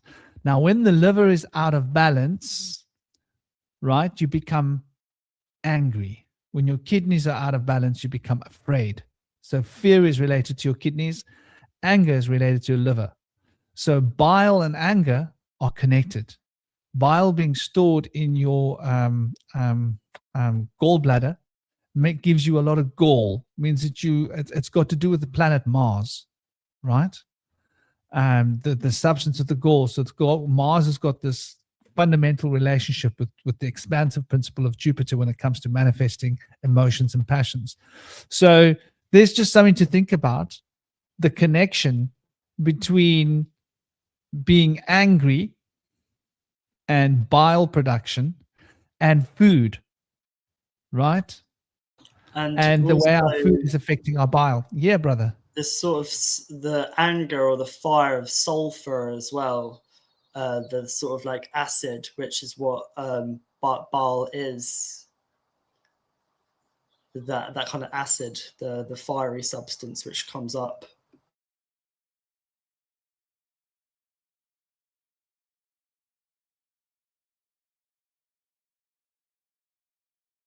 Also, bile, it's spelled B-A-E-L, is another demon. Like, looks like King Charles with a cat on one side and a frog on the other with spider legs. Show us that image. Go on, we have got to look at it. Looks like King Charles. We've got to see it, man. Do you want me to share it? Let me find it. Here we go. There.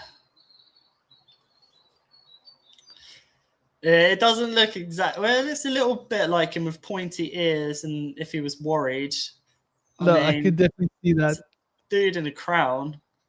You've got Pepe the Frog on one side, and then you've got a pussycat on the other, which is interesting because I saw this image a while ago and I was like, Pepe the Frog, Elon Musk. I say on the right, it's been using Pepe the Frog.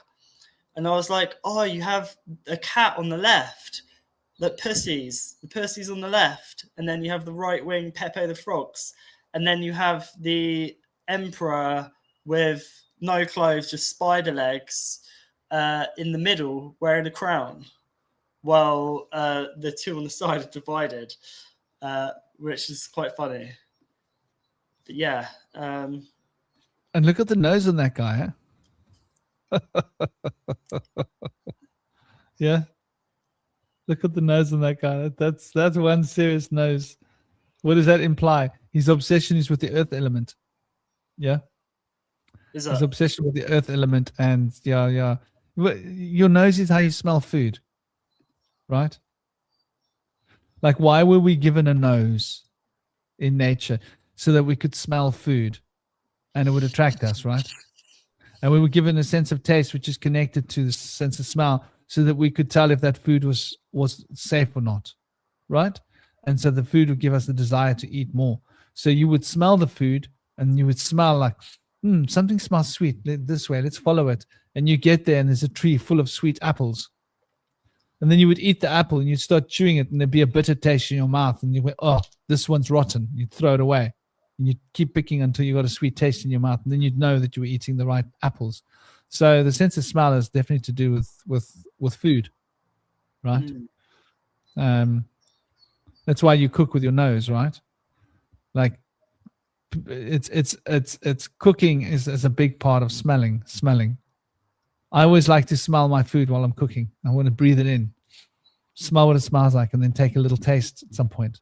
But the smelling is what gives you the idea of what you should do next and what you should not add and what you should add, you know? It smells like this. You go, oh, it needs a sweeter smell. Let me add something sweet to it, or it needs something sour or whatever. Yeah, man, we've been going for a full 2 hours. I do need to get running quite soon. Just giving you a heads up. Sometime in the next little while. I've got a cockatiel trying to look for the button that'll bring him upstairs.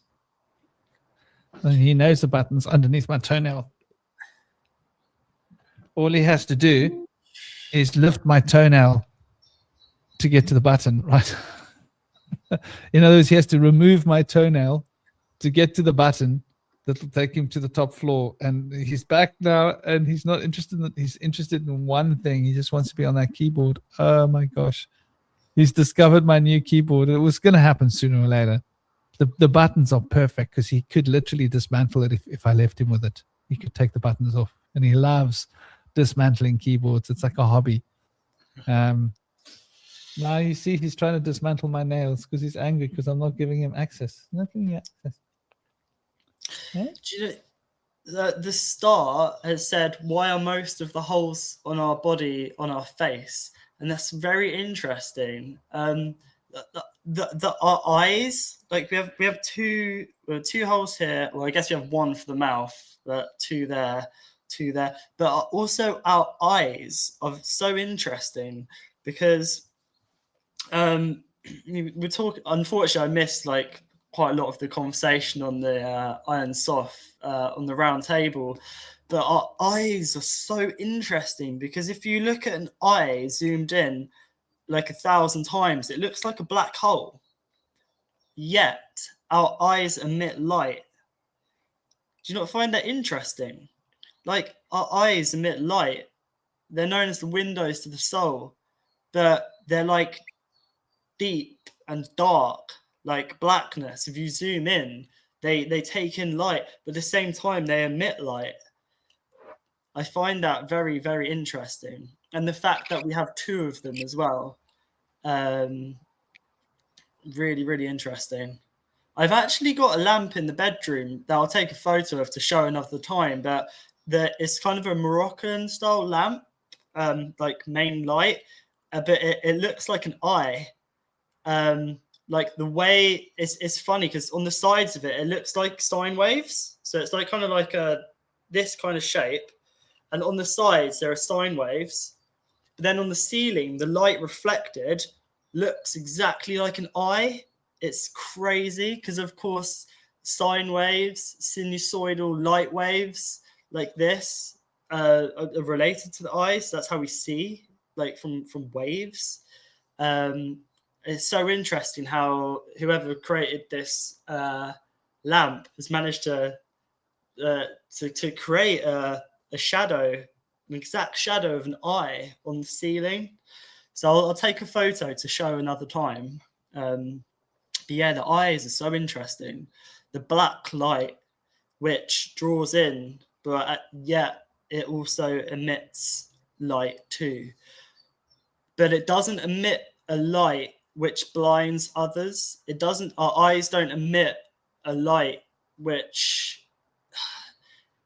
it's something to do with the Iron Soft or the black sun or this black light, this light which emits a light, but it doesn't emit a light to conceal anything. It emits a light to observe.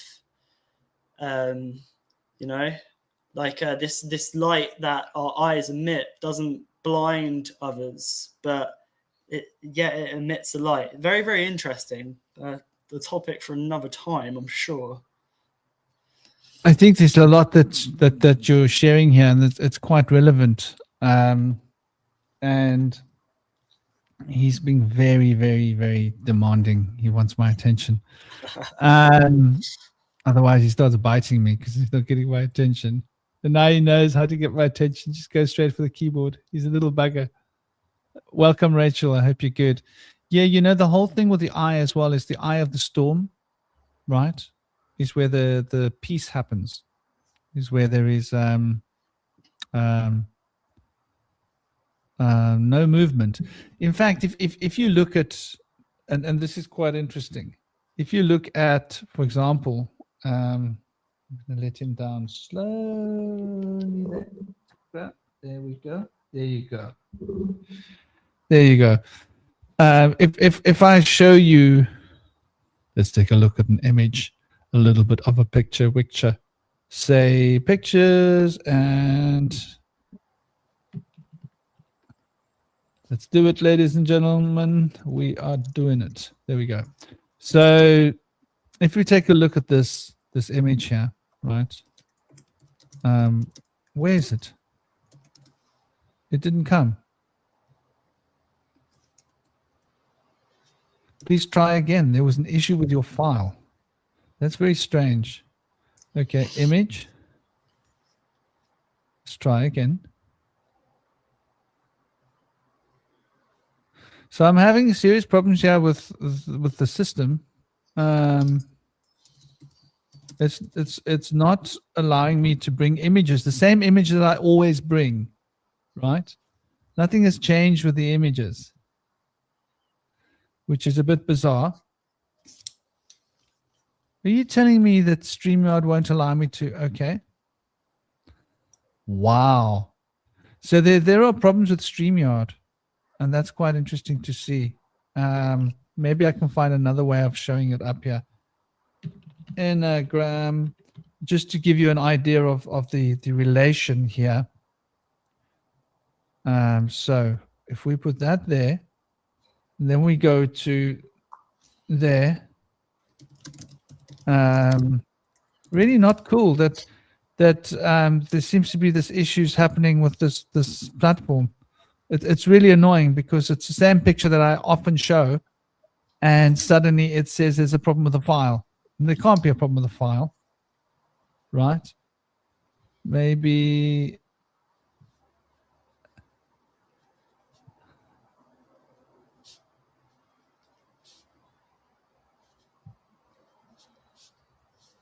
share screen. Okay, we'll try a different way. Window. There we go. Okay, so we can share the screen. You can see my screen here now, right? I don't know if it's come up for you guys. Let me check. Can you see it on the screen? Yes, you can. Okay, cool. So No. if you We can't see anything on the screen.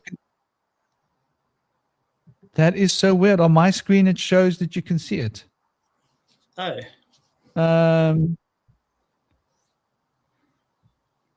Strange. So, can you people on the in the chat not see the enneagram on the screen? Yeah. It never loaded. This is so strange, man. This is absolutely bizarre. Because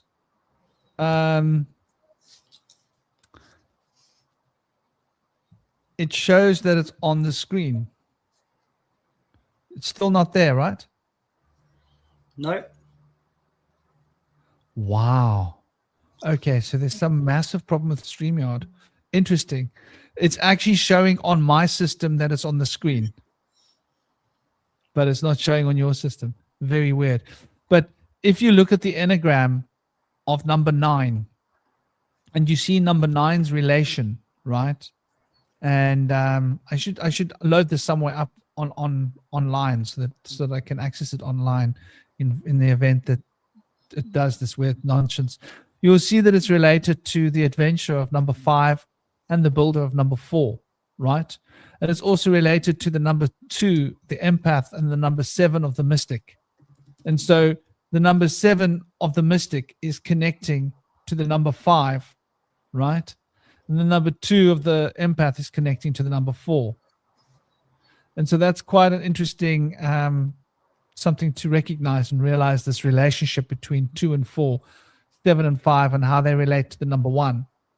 And obviously 5 and 4 equals 9, and 7 and 2 equals 9, right? And 2 plus 4 equals 6, right?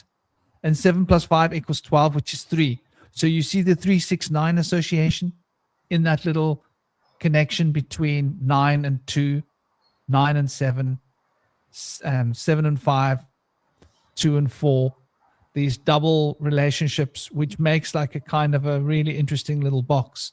So number 9 is thus like fundamentally in the center of this little image, and 9 is what crosses the abyss, right?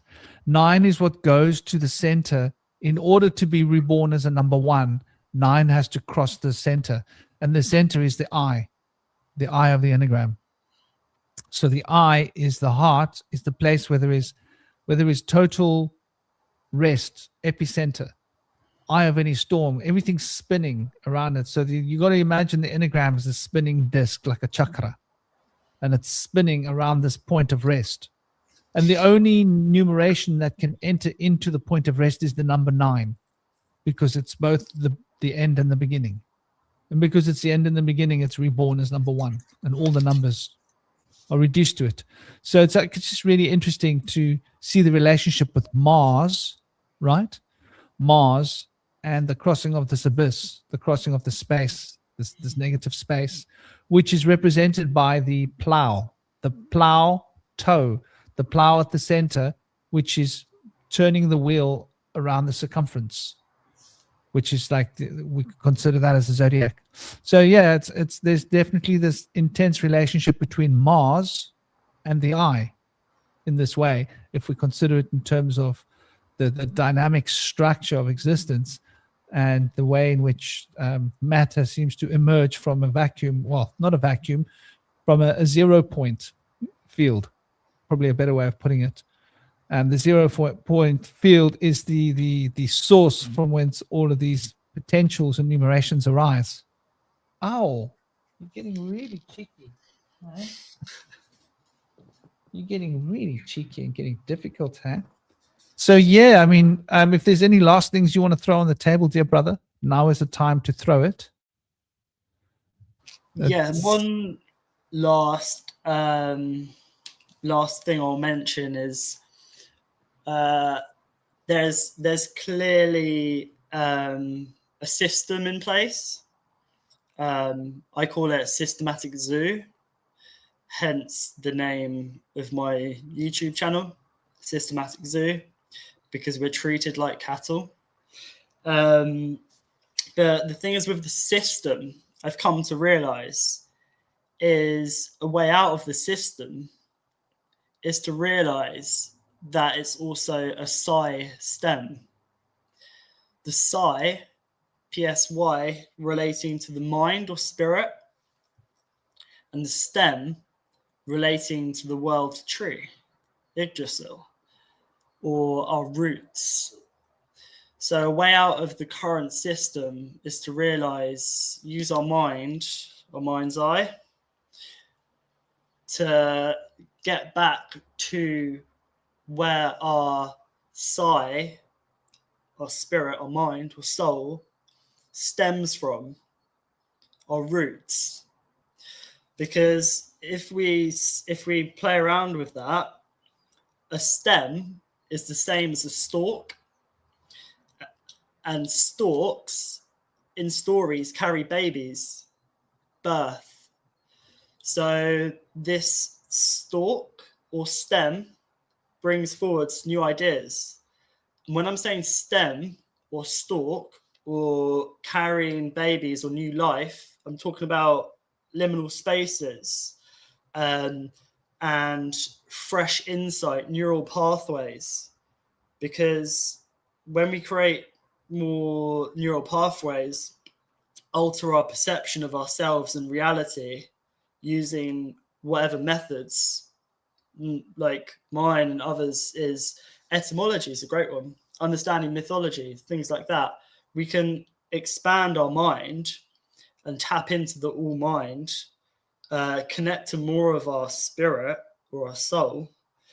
So this is very interesting. The psi stem, the stem is also a main central axis of a plant. It's what holds it up. So I just want to leave people with that. Like, if you play around with words, and like lots of us do here, like Tom Rue as well. It's like the system and the psi stem. If you realize that the psi, we have psi ops, operations happening in the subconscious, the hidden. But if we're able to use our psi stem, our own system, using our minds, because really this is what they want to be hollowed out. They want us disconnected to the all mind. They want to mess this up and replace this with artificial, so that we are not connected to the ether, which is the mind, which is the spirit, the world soul. So if we're able to find the stem where things stem from, finding the origin or the essence of language, words, what's going on, find the essence behind it, where it stems from, by using this to tap into the all mind and expanding our awareness, we won't fall for the current system. So I hope that makes sense to people. Like, if you just sort of have a little play with words, you can like keep on expanding, like system, psi, stem. What's psi? What's stem? Stem being stalk. Their story, and then it's like in your mind somewhere you remember, oh yeah, stalks, they deliver new life, babies. But babies are new life, but also so are new thoughts, new insights, new ways of thinking, imagination, intuition, by expanding our mind, creating new paths, new stalks, new stems, new waterways. That's how we connect with the all mind. And this is what this artificial is about, making this not work. So, because this is our like antenna for, or like our cup to kind of tap in to the all mind. Yeah, it's a kind of we use this as an antenna to kind of, you know what I mean. Yeah, totally, brother. You know, that is the mission. Speaking of antennas and minds and information being local or non-local, if you're running Windows 11, go into your settings, just click settings, and go into apps and find OneDrive and delete it from your system. Remove the app. Remove it. OneDrive. It's mind control for your laptop. They're not just doing it to our brains, they're doing it to our devices, they're doing it on all levels. They will literally try and take all of your images and all of your content off of your computer and keep it on a Windows computer so that they can come to you and charge you money to expand your OneDrive. And so you just don't want it on your computer. But yeah, you know, they definitely are trying to get in to hack our brains. Yeah, that's the mission. In modern times, they want to hack our brains. They want to get control of our thoughts. They want to basically move us to a place where we are no longer individuals, but we are just, yes. Mm. He's been so cheeky this morning, hey? He's moody. He's a moody little boy. Now he bites me because I'm not stroking him enough. Yeah? But anyway, big love to all of you. I hope you guys have an absolutely fantastic day. Take it easy. Keep smiling. Hey, you. And yeah, life is short, so don't forget to smile. Why are you so hyper, huh? Ooh, there we go. He's like one of those crazy women that if you stop making love to them, they bite you. Have you ever been in a situation like that? Like that a woman will get violent with you and when you stop, it's like, I was just checking if you were okay, because like you look like you were gonna like you know, go catatonic because I just want to make sure you're okay. Like the woman can get, he's like one of those crazy little guys. Anyway, sending you all much love, big blessings. Don't forget to smile. Life is short, and Yeah, keep it real, man. Om Shanti, everybody. It was a lovely talk as always, dear Shinobi, and an honor. And I hope you have a good day with your boys. I hope I can see by the background there, it seems like it's a sunny day, but it's not quite sunny, is it? It's not quite gray. It's not quite sunny, but there's a lot of light. Yeah. What is it like? A white day? The sun, no, the sun's trying to come out. There are actually some proper clouds today. You know, there's not white haze. There's actually some clouds, but the sun is mainly sunny. I think the sun is trying to break through. So yeah, man, it's still light. It's nice and bright outside, which is good. So the sun is pulling a Freddie Mercury. I want to break free. That was my first single as a kid, man. That and Laser Dance. Those are back in the days when like it was just all vinyl. Anyway, sending you all big love, big blessings. Take it easy. Keep smiling. Keep the dream alive, and keep your brain stem to yourself. It belongs to you. Om Shanti.